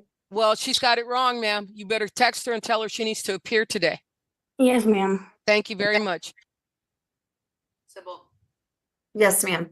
I removed Domingo Cross because he was in a tank top in a car. Okay, thank you, ma'am. You're welcome. We're ready to go forward on Mr. Avitia's hearing, and it is 709-434. We need a prosecutor. It'll be Taryn Delgado, Your Honor. Let me move him. Thank you, Olga. I put my docket somewhere else. Taryn, we're getting ready to go on Jeremy Benny Avitia. Okay, I'm ready. Okay, Olga, you ready? Yes, Your Honor. Let's open the record in case number 709-434 in the matter of the state of Texas versus Mr. Jeremy Benny Avitia. Mr. Avitia, I need to make sure that you can hear us. Can you hear us? Yes, Your Honor. Have you given your attorney, Ms. Irene Acosta, and this court permission to go forward with your proceeding via video conference, also known as the Zoom app? Yes, Your Honor. Please stand by, Mr. Avitia. Yes, Your Honor. Thank you, sir. Can I get announcements from the attorneys and from probation, please? Tanner Delgado for the state, Your Honor. Irene Acosta for the defendant. Marie Martinez for probation. Mr. Avitia, I do need to swear you in. Please raise your right hand. Do you swear or affirm that the testimony you're about to give will be the truth, the whole truth, and nothing but the truth under penalty of perjury, should you lie to the court? Yes, Your Honor. You may put your hand down, Mr. Avitia. Mr. Avitia, back on September 26th of 2023, just last year, you submitted an application for community supervision, that's called probation, as a part of a plea bargain agreement in case number 709434. That's the case where you were charged with an assault bodily injury to a family or household member alleged to have occurred on May 24th of 2023. The court granted your request with the understanding that you were going to follow the court's orders and follow your conditions of probation. On September the 26th, the court also warned you and admonished you that if you were to return before the court, because the state had filed a motion to revoke your probation, alleging that you were not being compliant with the court order and that you were not complying with the conditions of probation, and that after a hearing, which we're at today, and after the court hears from the state, from you, from probation, and from your lawyer, if after I hear from all four of these people, the court decides and determines that you have indeed violated your conditions of probation, Mr. Avita, you got a warning on September 26th, and I'm going to remind you today of what that warning is or was. And that is that today you could face the full range of punishment. And I'll remind you that for that assault bodily injury, that's up to no more than 1 year of jail time at the Bexar County Jail. In addition to jail time, Mr. Avitia, the court could fine you up to $4,000. And if not already done so, you could lose your Second Amendment constitutional right to bear firearms, have guns, and handle ammunition. That's what's on the line today, Mr. Avitia. Do you understand that? Yes, Your Honor. Okay. Stand by, Mr. Avitia. Mr. Delgado, as the prosecutor for Bexar County and the attorney for the state of Texas, why are we here today? Judge, the state is alleging a number of violations. We'd start with violation of condition number 1 on or about the 26th day of November 2023 in Bexar County, Texas. The defendant, Jeremy Benny Avitia, committed the offense of assault in violation of condition number 1. Okay. Violation of condition number 2 on or about the 27th day of October 2023 in Bexar County, Texas. The defendant, Jeremy Benny Avitia, did then and there fail to submit to drug testing as directed by the court officer, supervision officer, and or a duly authorized agent of the court in violation of condition number 2. For condition number 3, on or about the 23rd day of October 2023 in Bexar County, Texas, the defendant, Jeremy Benny Avitia, did then and there fail to obtain and keep gainful employment in a lawful occupation as directed by the court and or supervision officer in violation of condition number 3. For number 10, on or about the 23rd day of October 2023 in Bexar County, Texas, the defendant, Jeremy Benny Avitia, failed to provide proof of address as directed by the court and or supervision officer in violation of condition number 10. Condition number 15, on or about the 26th day of November 2023 in Bexar County, Texas, the defendant, Jeremy Benny Avitia, did then and there fail to complete 8 hours of community service restitution in violation of condition number 15. For number 19, in Bexar County, Texas, the defendant, Jeremy Benny Avitia, did then and there fail to comply with the instructions of the Bexar County Community Supervision and Corrections Department, in that the defendant failed to submit a urinalysis on a biweekly basis for 90 days starting week of October 27th, 2023, in violation of condition number 19. And finally, condition number 22, on or about the 10th day of September 2023 in Bexar County, Texas, the defendant, Jeremy Benny Avitia, did then and there fail to attend, comply with all rules, regulations, instructions, financial agreements as directed by the court and or supervision officer and or the head of or authorized personnel of the following counseling education program, state accredited battering intervention and prevention program, and the defendant failed to register within 10 days in violation of condition number 22. Okay. Mr. Avitia, I'm going to go down each of these allegations. I just need to know from you whether the allegation is true or not true. Your Honor, I apologize to intervene, but it was my understanding in speaking with with the ADA, Mr. Delgado, that they were only moving forward on number 22. Okay. And so, And that was Mr. Avitia not attending the BIP class. okay. Mr. Delgado, any response to that? It was my understanding that was the one that defense would be pleading true to. Yes, ma'am. Okay. All right. So we'll go ahead and go with a number 22 based on that agreement, Ms. Acosta. Mr. Avitia, is it true or not true that by the 10th day of September of 2023, you had failed to register? It says I have 31, but I. Let me see that. I'm sorry, not September, of November, the 10th of November, Mr. Avitia, that by the 10th of November of 2023, you had failed to register and you had failed to get involved with your BIP course as court ordered. Is that true or not true? It's true, Your Honor. I've got these dates all messed up because he was placed on probation for 12 months on September the 26th of 2023, according to my paperwork. And so these pleadings, there's a September 10th, 2023 of no BIP, but he wasn't even on probation by then. That's one of the violations pled under violation of condition number 22. And then the second violation of condition number 22, that's November 26th of 2023 for no BIP. So that's the one that I need you to plead to, and that's a true, you said, Mr. Avitia? Yes, Your Honor. Okay, so we have a true plea from the defendant for violation of condition number 22 as pled by the state. And Mr. Delgado, how do you want to go forward? Judge, state is going to recommend revocation at this point and then defer to the court. Okay. And probation, Officer Martinez, what is probation's recommendation as to the motion to revoke and the probationer's true plea for violation of condition number 22? And can you please give the court a brief summary of Mr. Avitia's overall compliance with his conditions of probation? Yes, Your Honor, probation is recommending, our recommendation is revocation based on the new number 1, the assault family second offense. Probation, while the defendant was on probation, he has 1 failure to submit. That was the only drug test he was sent for before the violation was filed. So he has 1 failure to submit. He did not register for BIP. He did not complete bi-weekly UAs for 90 days as the court directed. He did not complete any hours of community service, and he did not make a single dollar payment towards fines and fees.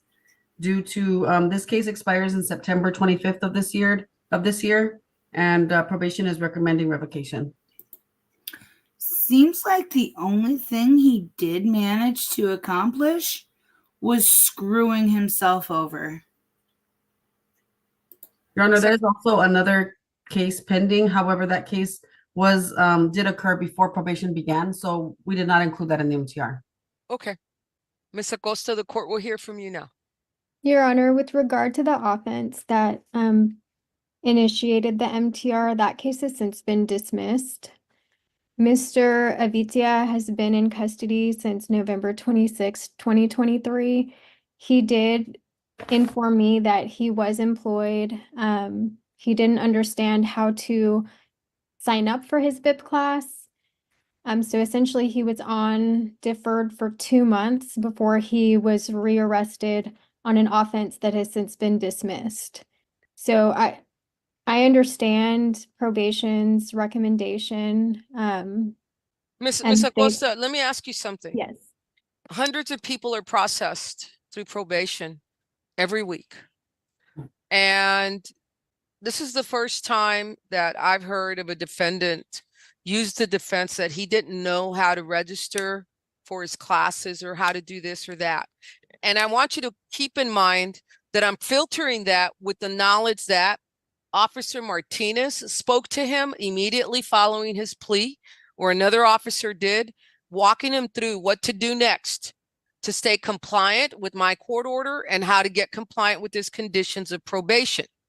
In addition to that, my understanding, and I'm a former probation officer, Ms. Acosta, so I know the protocols over there, and my understanding is that the probation officer should have and walked him through how to simply either click a link or call Optimal Counseling Services and get enrolled in that class that he pled true to not enrolling for as court ordered.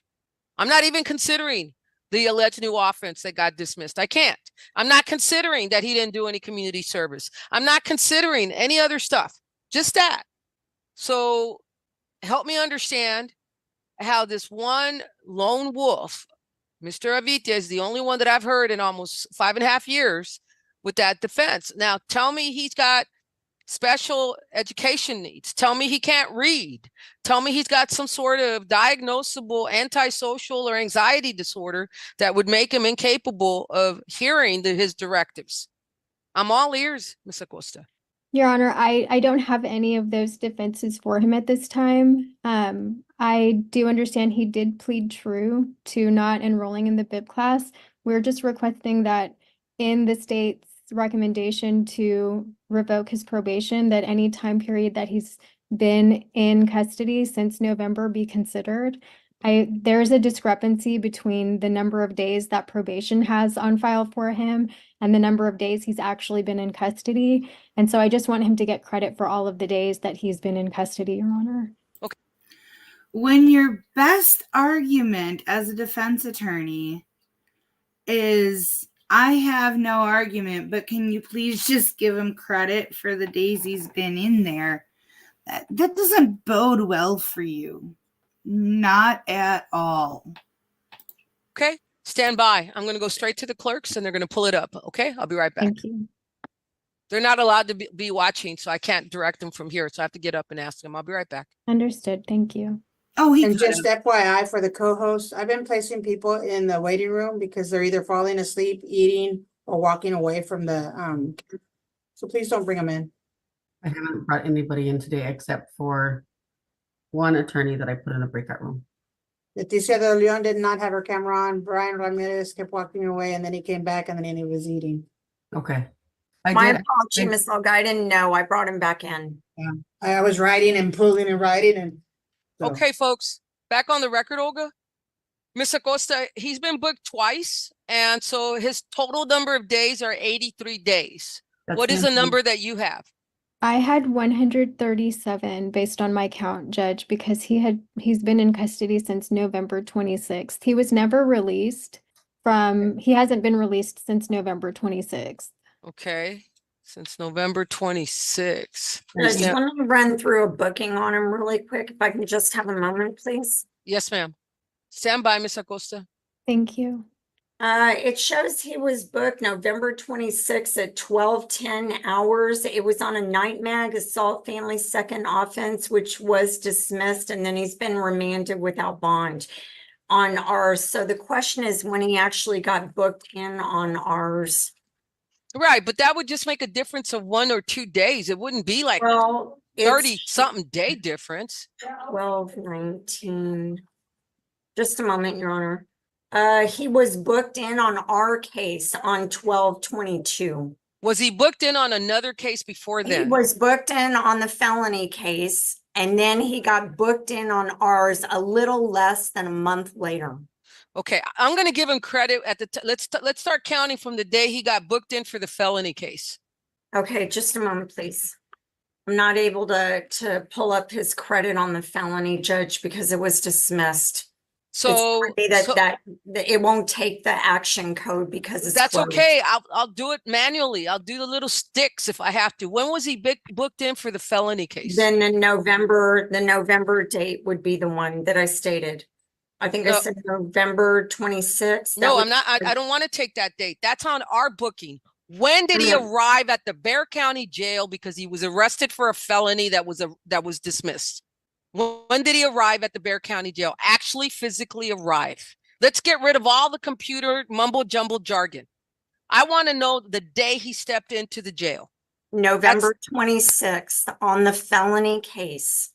So just 2 more days. And then on our case, he was booked in December on that warrant. Okay, so 26, that's 37 plus how many days did you have, Irene? It was 107. I apologize. I misspoke the first time I said 137, but it's 107. Okay, that makes a lot more sense. Okay. All right. Mr. Avitia, I don't know who you're running with. I don't know where you're going. I don't know what you value. We call that people, places, and things. Evidently, what you're doing, Mr. Avitia, is landing you back at the Bexar County Jail because of the choices that you're making. Here's where you don't have a choice. You don't get to do probation on your terms. You were court ordered to do certain things in a timely fashion. You were given all the tools to do it, all of it, and you chose not to follow directives. That's on you. We give you everything you need to succeed on probation. I know that. We have one of the most efficient court teams in the whole county. This court is going to get recognized next week as the court of the year by a state agency. So it's not on our end that we failed you. You failed to pay your debt to this community and this county. Today, I'm going to accept your true plea for violation of condition number 22, failing to enroll in and to engage in the BIP course as court ordered. I'm granting the state's motion to revoke your probation and adjudicate you guilty of the assault bodily injury offense to a family or household member alleged to have occurred on the 24th day of May of 2023. Now, Mr. Avitia, 107 times 2 is 214 days that you're going to get credit because the sheriff will give you a 2-for-1 credit. I'm going to sentence you to 365 days at the Bexar County Jail. If I subtract 214, sir, that leaves 151 days. If you get 2-for-1 credit for those 151 days, you're going to be over at the Bexar County Jail for about 76 more days, just over 2 more months. And then your judgment will be satisfied. Math. Can you imagine if they had to use Common Core to figure that out? So I'm finding you guilty, sentencing you to 365 days, ordering you to pay court costs, issuing the affirmative finding of family violence. That finding will be issued by way of a court order at the end of this proceeding, sir. I don't know if we did it already, but we're doing it for good measure. And on the record, Mr. Avitia, do you have access to or do you own any firearms, guns, or ammunition? No, Your Honor. Okay, you're going to be prohibited by this order from possessing, purchasing, owning, or using a firearm, a gun, and ammunition. You cannot live anywhere, stay anywhere, or visit any location where firearms, guns, and ammunition can be found. You cannot be a driver or a passenger in any motor vehicle in which firearms, guns, or ammunition can be found. And should you choose to go hunting, you cannot use a firearm, gun, or ammunition to hunt with. The court is ordering that you get credit for the time you've served. That's 107 days. Your time and money will run concurrent. Your judgment is not satisfied today. You have some time left to do. Once your time is served, then your judgment will be satisfied and you will be done with this court. Good luck to you, sir. And again, I hope you change your people, places, and things upon your release from custody. That concludes today's proceeding. I need to go and do his paperwork, and I'll be back for the next proceeding. If you have trial announcements to make, we're going to bump you over to Ms. Obledo, and you can make them to her. I'll be right back. Judge, are you ready? Go ahead and take its announcement and then take everybody else with you into your breakout room so I can get going on Catherine's 2 cases with Mr. Feliciano. We're going to do the time served first. That's the failure to ID. There is something unusual in your plea offers that maybe I want y'all to look at. You got an affirmative finding of family violence on the failure to ID, Catherine, but not. Did you notice that? No, I thought it was on the terroristic threats. Okay, I'm just going to switch it over to the terroristic threat and take it off the plea on the failure to ID, okay? Okay. Your Honor, I did see that when I was prepping the paperwork, so I did not put a gun form in that packet. Okay, well then let's stop and let's make sure everything's done right. So the affirmative finding of family violence under the failure to ID, I'm striking that off of that plea because that's not appropriate for that plea. Right. And then I need the gun form done on the terroristic threat plea before we take that plea. It was So- included in the packet, Your Honor. It was or wasn't? Because I thought I just heard you say it was not included in the terroristic threat packet. It was not included in the failure to ID. I saw it on the plea bargain sheet, but I knew it was incorrect for failure to ID, so I did not put it in the failure to ID packet. Okay, so then we're good to go. Yes, ma'am. Okay, fantastic. All Thank right, you. so thank you, Sybil. All right, let's get all lined up on the Feliciano 2 cases that he's going to plea on. I need Raven, if she's not with us, out of the breakout room, and the attorneys with us, Catherine Valenzuela, and Mr. Feliciano should be with us from the Bexar County Jail. Sybil is a rock star. The judge always sounds like she's admonishing someone. Always. But like that little interaction between her and Sybil there, like you would think if she was talking to me like that, I would be cowering. But that Sybil knows that's just how the judge sounds. The judge is actually a real sweetheart. She really is. She's a very, very stern woman, but she's a sweetheart. But Sybil keeps that court running so efficiently, so smoothly, and she is on top of everything. Plus, they basically have Zoom court mods. Like you heard the mods come in and they're like, I've been removing people for eating and walking around and blah, blah, blah, blah, blah. I mean, there's a reason they're winning the court of the year. It is very efficiently run. So, and there's a lot of cases that get no prost. It's kind of a rule. If they can't move on the case, or if they don't have the complaining witness or whatever, they don't sit in this one like they do in Fulton County. If they can't move on the case, it is no prost. And then, they've got the option of bringing charges up later by doing that. They're just, they're not holding people. I see Raven now. Mr. Feliciano, there's a bunch of people on my screen. Can you wave so I can find you quicker? Nope, nobody's waving. And I don't mean to interrupt. Could I get co-host abilities to go back to my breakout room? Oh, thank you.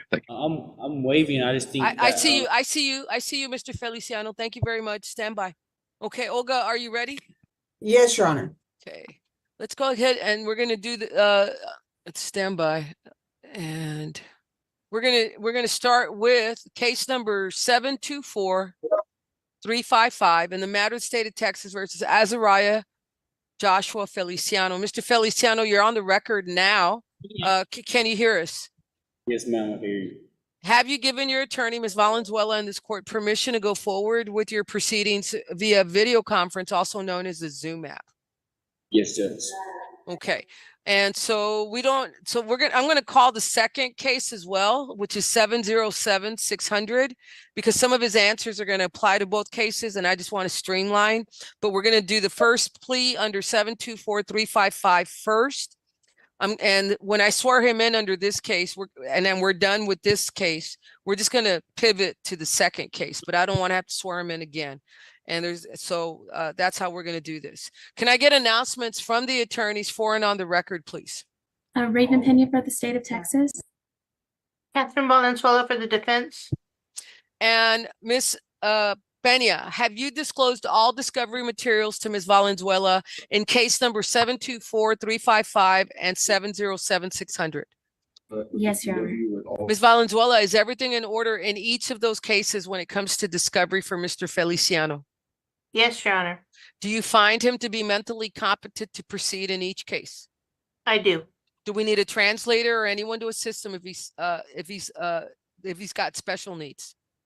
No, Your Honor, we do not need any assistance. Okay, Mr. Feliciano, I'm going to swear you in, and that oath to tell the truth is going to apply to each case. Understood? Yes, Judge. Okay, raise your right hand, Mr. Feliciano. Do you swear or affirm that the testimony you're about to give will be the truth, the whole truth, and nothing but the truth, under penalty of perjury, should you lied to this court regarding any information having to do with either case? Yes, Your Honor. You may put your hand down, Mr. Feliciano. I do have some questions for you. Mr. Feliciano, Ms. Catherine Valenzuela represents you on each of your cases. My question to you is, are you satisfied with the counsel and quality of legal representation that Ms. Catherine Valenzuela has been and is still providing you in each of these cases? Yes, Your Honor. Okay, and so, Mr. Feliciano, are you the same Azariah Joshua Feliciano, who's been charged with a failure to ID offense alleged to have occurred on the 26th day of December of 2023 in case number 724355? And are you the same Azariah Joshua Feliciano, who is charged with the terroristic threat alleged to have occurred on the 24th day of April of 2023 in case number 707600? Yes, ma'am. Now, Mr. Feliciano, the offenses that you're charged with are each Class A misdemeanors. They're punishable by up to 1 year of incarceration at the Bexar County Jail. They're also punishable with an additional fine of up to $4,000. And only for the terroristic threat, Mr. Feliciano, you could also lose your Second Amendment constitutional right to bear firearms, have guns, and handle ammunition. Mr. Feliciano, do you understand each of the charges against you? Yes, Your Honor, I do. How do you plead to the failure to ID charge? No contest. And how do you plead to the terroristic threat charge? No contest. Okay, we're going to split them up now. Let me show you your paperwork in the failure to ID charge, Mr. Feliciano. Look on the screen. I'm going to show you a 2-page waiver in that case. You should see the top of the first page of the waiver, Mr. Feliciano. Tell me when you see that. Mr. Feliciano, can you see that first page on the failure to ID waiver? Yes, Your Honor, I can see they have muted me for some reason right now. Okay, that's okay. I'm going to scroll down to page 2 of that waiver, Mr. Feliciano. Can you see page 2? Yes, ma'am. Do you recognize this waiver, sir? Yes, ma'am, I do. And did your attorney, Ms. Valenzuela, review this waiver with you? Yes, she has. Did you understand the terms of your plea and the rights that you're waiving in this case? Yes, I do, Your Honor. Now, Mr. Feliciano, look at the screen. I'm circling your name next to defendant's signature with the red arrow. Can you confirm for the court that that is your electronic signature on this waiver of constitutional rights and court's admonitions? Yes, ma'am, that is my signature. And did you sign the waiver freely and voluntarily? Yes, ma'am. Now, we put on the record that I told you what your rights were in that case. We also put on the record that you waived those rights freely and voluntarily. So, Mr. Feliciano, are you giving up your right to trial in that failure to ID case? Yes, ma'am, I am.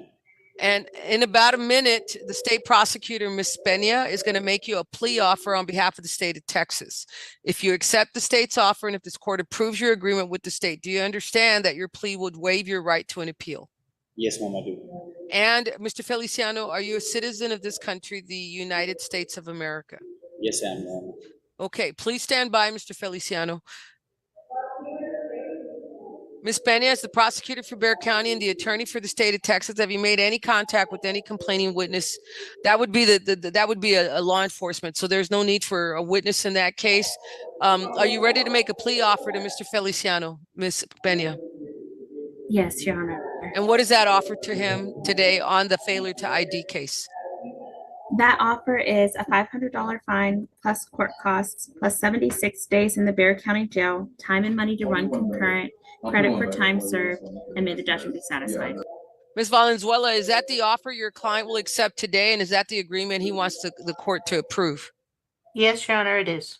Mr. Feliciano, the court's going to find you guilty of that failure to ID charge alleged to have occurred on the 26th day of December of 2023 in case number 724355. The court's sentencing you to 76 days at the Bexar County Jail, ordering you to pay a $500 fine plus court costs. You will get credit for the time you've served, that's 76 days. Your time and money is going to run concurrent, and today on that case, your judgment is satisfied. Now, let's pivot back to case number 707600, Mr. Feliciano. And in that case, let me go back to, I told you what the range of punishment was for that, sir. And I need to make sure that you understand that in this case, your 707-600, the terroristic threat case, sir. You have the right to a trial. These are your rights. You have the right to a jury trial by your peers, and you have the right to require and demand that the state prove this case against you beyond a reasonable doubt. So, Mr. Feliciano, knowing you have these rights in your terroristic threat charge case, do you still wish to go forward with your plea? Yes, ma'am, I do. Okay, look back at the screen. I'm going to show you a document that looks a lot just like the other one that I showed you in your prior case. It's even titled the same. Defendant's Waiver of Constitutional Rights and Court's Admonitions. Mr. Feliciano, can you tell me when you see the top of that first page on your screen? I can see the page, Your Honor. And now I'm going to scroll to page 2 of that waiver for your terroristic threat case. Can you see the second page, Mr. Feliciano? Yes, ma'am, I can. Do you recognize this waiver in that case? No. And did Ms. Valenzuela review the waiver with you? Yes, she has.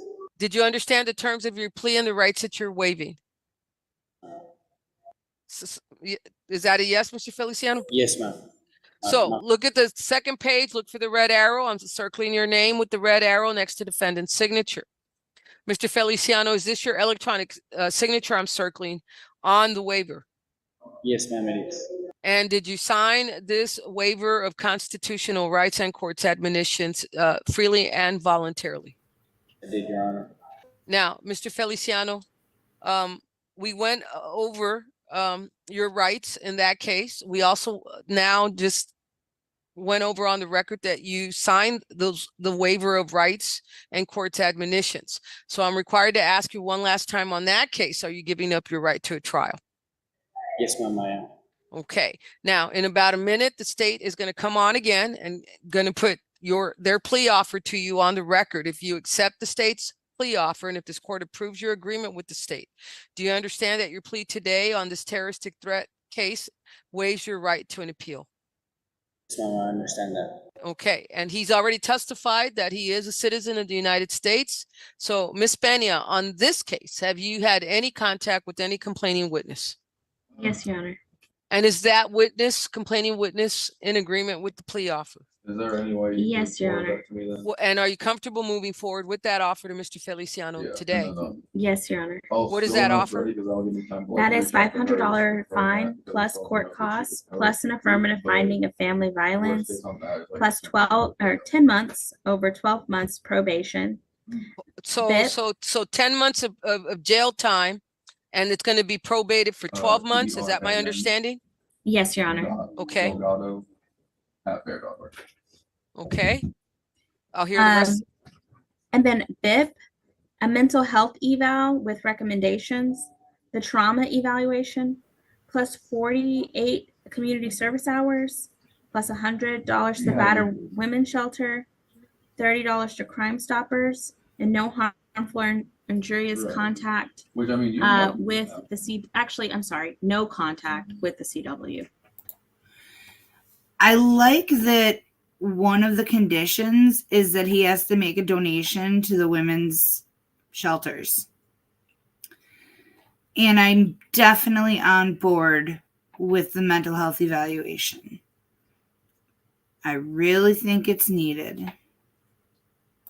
Excuse me. Okay.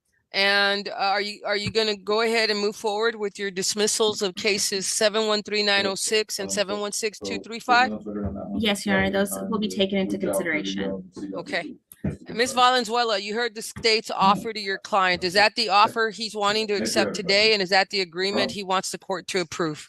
Yes, I had believed that we had spoken about probating the fine on this one. I'll probate it, Ms. Valenzuela. Thank you, Your Honor. I have one question. Yes, sir. On the evaluations, is that going to be done while I'm in here or when I'm out there? When you're out there, and so it's on you to show up and follow my orders and directives and you to submit to those evaluations. If you fail to show up and submit, Mr. Feliciano, that's grounds for a motion to revoke your probation. I just wanted to make sure that way I know everything I need to do. Okay. And you're going to meet with our court liaison officer, Officer Martinez, right after this hearing. And she's going to give you information on how to stay compliant with my order today and how to get compliant with your conditions. Okay. And we already know that the excuse he didn't know how doesn't fly. The last guy tried it. Yes, ma'am. I appreciate you. So, Mr. Feliciano, I need to have a conversation with you. You have submitted an application for probation instead of serving your time at the Bexar County Jail. I've not yet approved it. And you've watched some revocations today. I'm going to be real clear with you right now. I'm asking you now, you're under oath. If I approve, which I haven't done yet, your application for probation, are you telling this court that you're going to follow the order I issued today and that you're going to comply fully with your conditions of probation? Yes, I'm sorry. Yes. Okay. Now, part of your plea agreement is 48 hours of community service. Mr. Feliciano, do you work? Yes, currently, well, now I had lost my job. I was, because I had got arrested, but my manager had said she was going to rehire me as soon as I got out just to go reapply. So your manager, where do you work? I work at a warehouse. I move windows and. You a warehouse? What's the name of the business? It's like Builders Co. It's over there towards SeaWorld, not SeaWorld, towards Splashtown. Okay. Builders Cove, you said? No, Co. Like it's like Co. Like CO. Dot like. Builders Company. Okay, and you work at their warehouse. All right. Yes, ma'am. Now, Mr. Feliciano, do you have a GED or a high school diploma? Yes, ma'am. I have a GED. Do you have any kids? No, ma'am. I do not. No kids. Oh, man. All right. So you kind of, let me ask you something. Are you happy with that job at the warehouse, at the Builders Company warehouse? I mean, yeah, I make a good money. It's not what I want to do. I mean, I do tattoos. I'm a tattoo artist. That's what I do, and I soon hope to pursue a career in that, like officially. Okay. So if you sign up for either the Ready to Work program through the city, they'll train you and they'll find work for you in the area that you have a good skill set in. Most of the jobs they find you pay no less than $17 an hour. There's that. And then there's Project Quest, which is a state employment program. And they do the same thing, but you don't have to live within the city of San Antonio to access Project Quest. If you sign up for either one of those, Mr. Feliciano, and you follow their directions so that they can get you a better paying job, maybe even in an area that you want to pursue, I'll zero you out on community service hours. I just got to see that you're trying to do better for yourself in employment, and I need you to register for the Ready to Work program and the Quest program. What do you think? I'm fine with that. I think that would be best. Okay. All right. So I'm going to zero you out on community service and I'm going to put in the order. You need to register and follow directives from either Ready to Work. It just depends on where you live, or the Project Quest. Okay. Yes, ma'am. All right. Project Quest. Okay. So Mr. Feliciano, your agreement is 10 months of jail time, probated for 12 months. So just know that you've already got that conviction, and you not complying with probation will just bring you back for me to consider whether you're going to serve the rest of your time over at the jail or not. Do you understand me? Yes, ma'am, I do. Okay. So today, Mr. Feliciano, let me go over what the no contact order with Mary Jane Betancourt is. Tell me who Mary Jane is to you. My ex-girlfriend. She's got to stay your ex-girlfriend, because the no contact order means that you need to stay 1,000 feet away from Miss Betancourt. That's the distance of 3 football fields, end zone to end zone. The folks that were here this morning heard me say this. If the San Francisco 49ers could have run the distance of 3 football fields during the Super Bowl, they would have beat the Kansas City Chiefs, but they weren't able to do that. So they lost. Okay, but that's the distance you have to stay away from Mary Jane Betancourt. You must maintain 1,000 feet away from her, from any motor vehicle that she's in, Mr. Feliciano, whether she's a driver or a passenger. You got to stay 1,000 feet away from anywhere she lives or is visiting, 1,000 feet away from any place she works, any place she goes to worship, her family, pets, friends, coworkers, and neighbors. This order is going to prohibit you from making a single phone call to her. You can't text her. You can't send her any type of messages on social media apps. Do not send her anything via U.S. Postal Service, FedEx, Amazon, UPS, or any other type of delivery or courier service. And you can't use another person to try and communicate with her or about her. That's the no contact order. Do you understand that, sir? Yes, ma'am. I have one question though. Go ahead. When I was arrested on the 26th, so my birthday is the 27th of December. I was arrested, and my new girlfriend had my phone, and Mary Jane contacted me on my birthday, and I had her blocked, and she still contacts and like my girlfriend or whoever I'm talking to at that time, and basically harasses them. So like that won't count if they're having a conversation about like talking back and forth about me, but not. I doubt that their conversations are pleasant, Mr. Feliciano. And you either have, it sounds like you got a lot of girlfriends. And I'm going to tell you right now, that's probably causing all your problems. All right. So Maybe. here's what I'm going. Yeah, it's not a maybe. I'm going to be 60 years old next year, Mr. Feliciano. I just didn't fall off the turnip truck. All right. I'm telling you now, settle down. Yes, all right. I'm going to tell you now, you need to steer far and clear away from those conversations, because if the state finds out that you are fanning the flames of any illegal activity by either one or multiple women having conversations, like I've read on many a text between women and men, threatening all sorts of things, then I don't know what the state will want to do with you. You need to talk to the women that are in your orbit, whether it's 1 or 5 or 10, and let them know that you're on probation, that you've been accused of hurting Miss Mary Jane Betancourt, and that any contact between them and her could be perceived as a third-party contact, which could compromise your probation. That's as far as I can go with you today, Mr. Feliciano. It's going to be up to you to, as they say out on the streets, handle your business, Mr. Feliciano. You're a grown man. You need to learn how to handle your business. I just wanted to make sure that way if anything goes on between them, I can just stop texting that person altogether so it won't be any problems. Figure it out, sir. I can't babysit you and I can't hold your hand through this process. But I think if you're uncomfortable, that's enough to tell you you need to get far away from those communications. Okay? Yes, ma'am. All right. So let's see, the rest of your plea, I need you to register for your BIP course within a month. The last day that I'm going to allow you to go without registering is April 11th. You need to register by April 11th. Everything else is self-explanatory and your probation officer can go over it with you. Any other questions, Mr. Feliciano, before I render my order? No, ma'am. Okay, so today, Mr. Feliciano, the court is going to approve your application for probation. The court is going to accept you're guilty. I'm going to find you guilty of the terroristic threat offense alleged to have occurred on the 24th day of April of 2023 in case number 7076600. The court is sentencing you to 10 months at the Bexar County Jail, but probating that time for 12 months of community supervision probation. The court is not ordering you to pay a fine because the court, sua sponte from the bench, has probated your fine in its entirety. So you have a zero balance for a fine. You are ordered to pay court costs. The court is issuing the affirmative finding of family violence.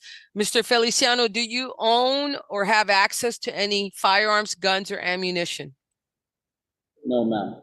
Okay, the affirmative finding of family violence upon your release from custody will prohibit you from possessing, purchasing, owning, or using a firearm, a gun, and ammunition.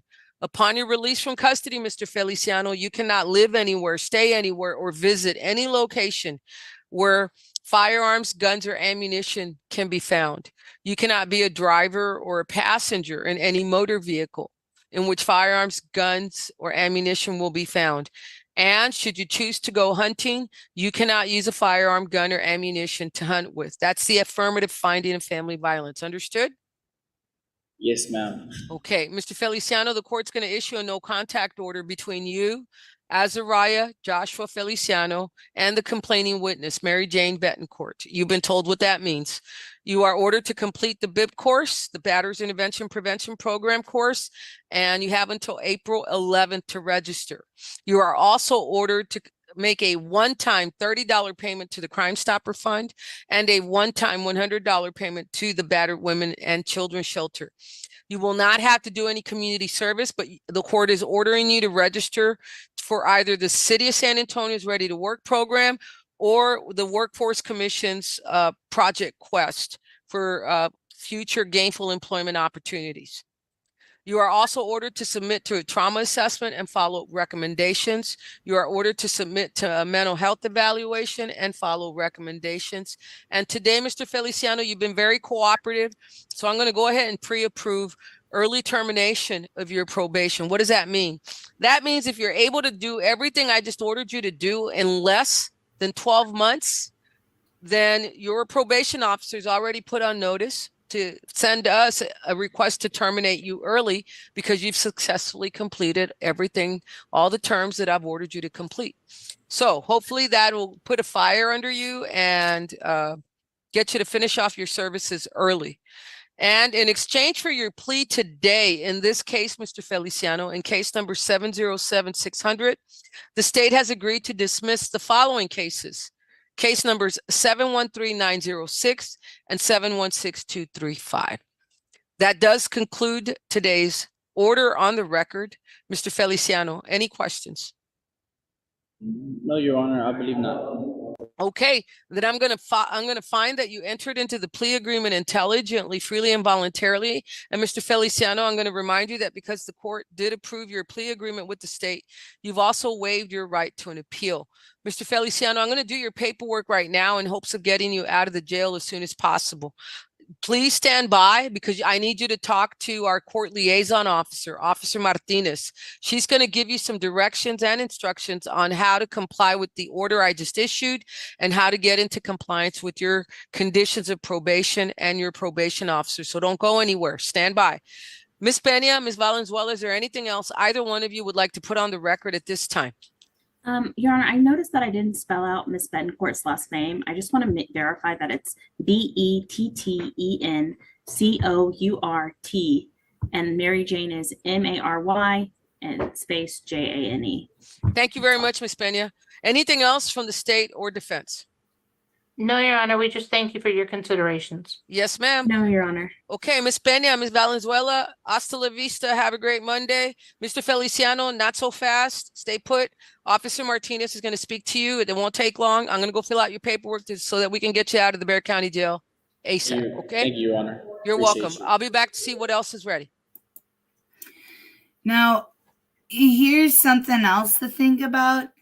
That donation, the one-time donation to the Battered Women's Shelter, that is a lifetime sentence for him, because from the moment he makes that donation until the end of time, he is going to be receiving inserts and advertisements from them asking for another donation.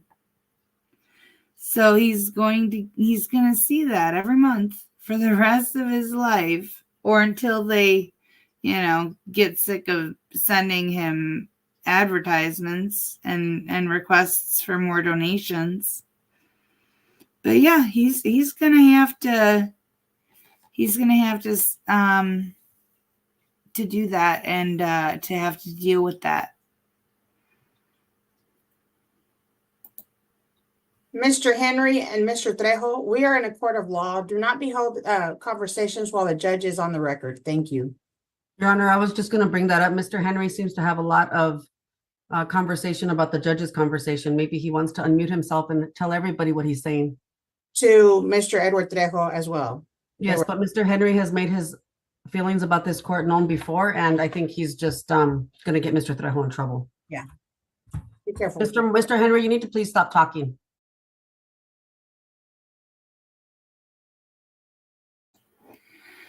And that was all that I got for interesting cases out of the docket.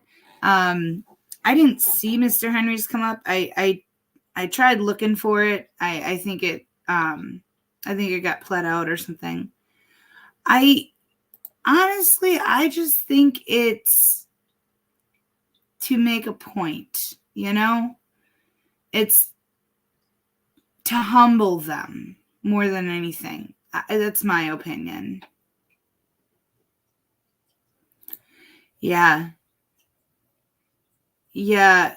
One part of the fun thing with those dockets is watching the interactions of the other inmates and, you know, stuff like that. He was very chatty, and I am sure none of it was appropriate. All right, you guys, it is 1:30 in the morning. I've been on 2.5 hours. I am going to get some sleep. I'm going to try at least. Just a little. I'm sorry. Here.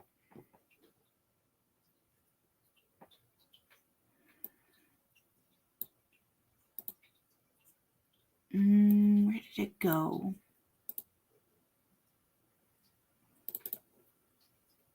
I'm gonna be.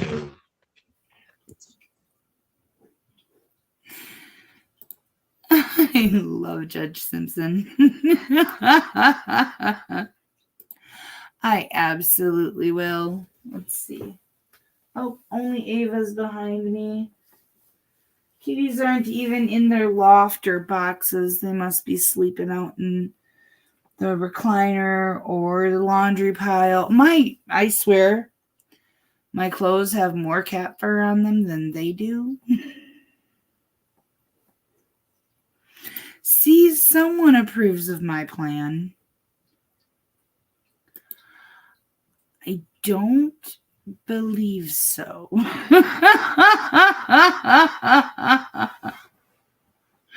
I know I am waking up about that time because I have to take my kid to school.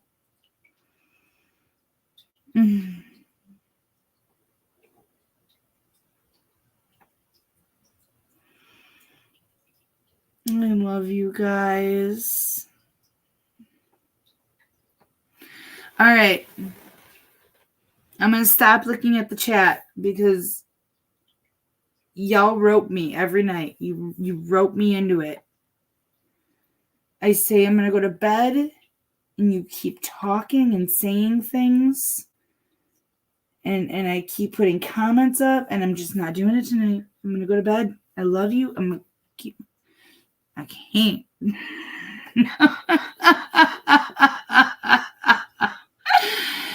Thank y'all for coming out. It was so much fun, and I love every one of you. And Foxtrot, thank you for being such a rock star. 15 gifted memberships.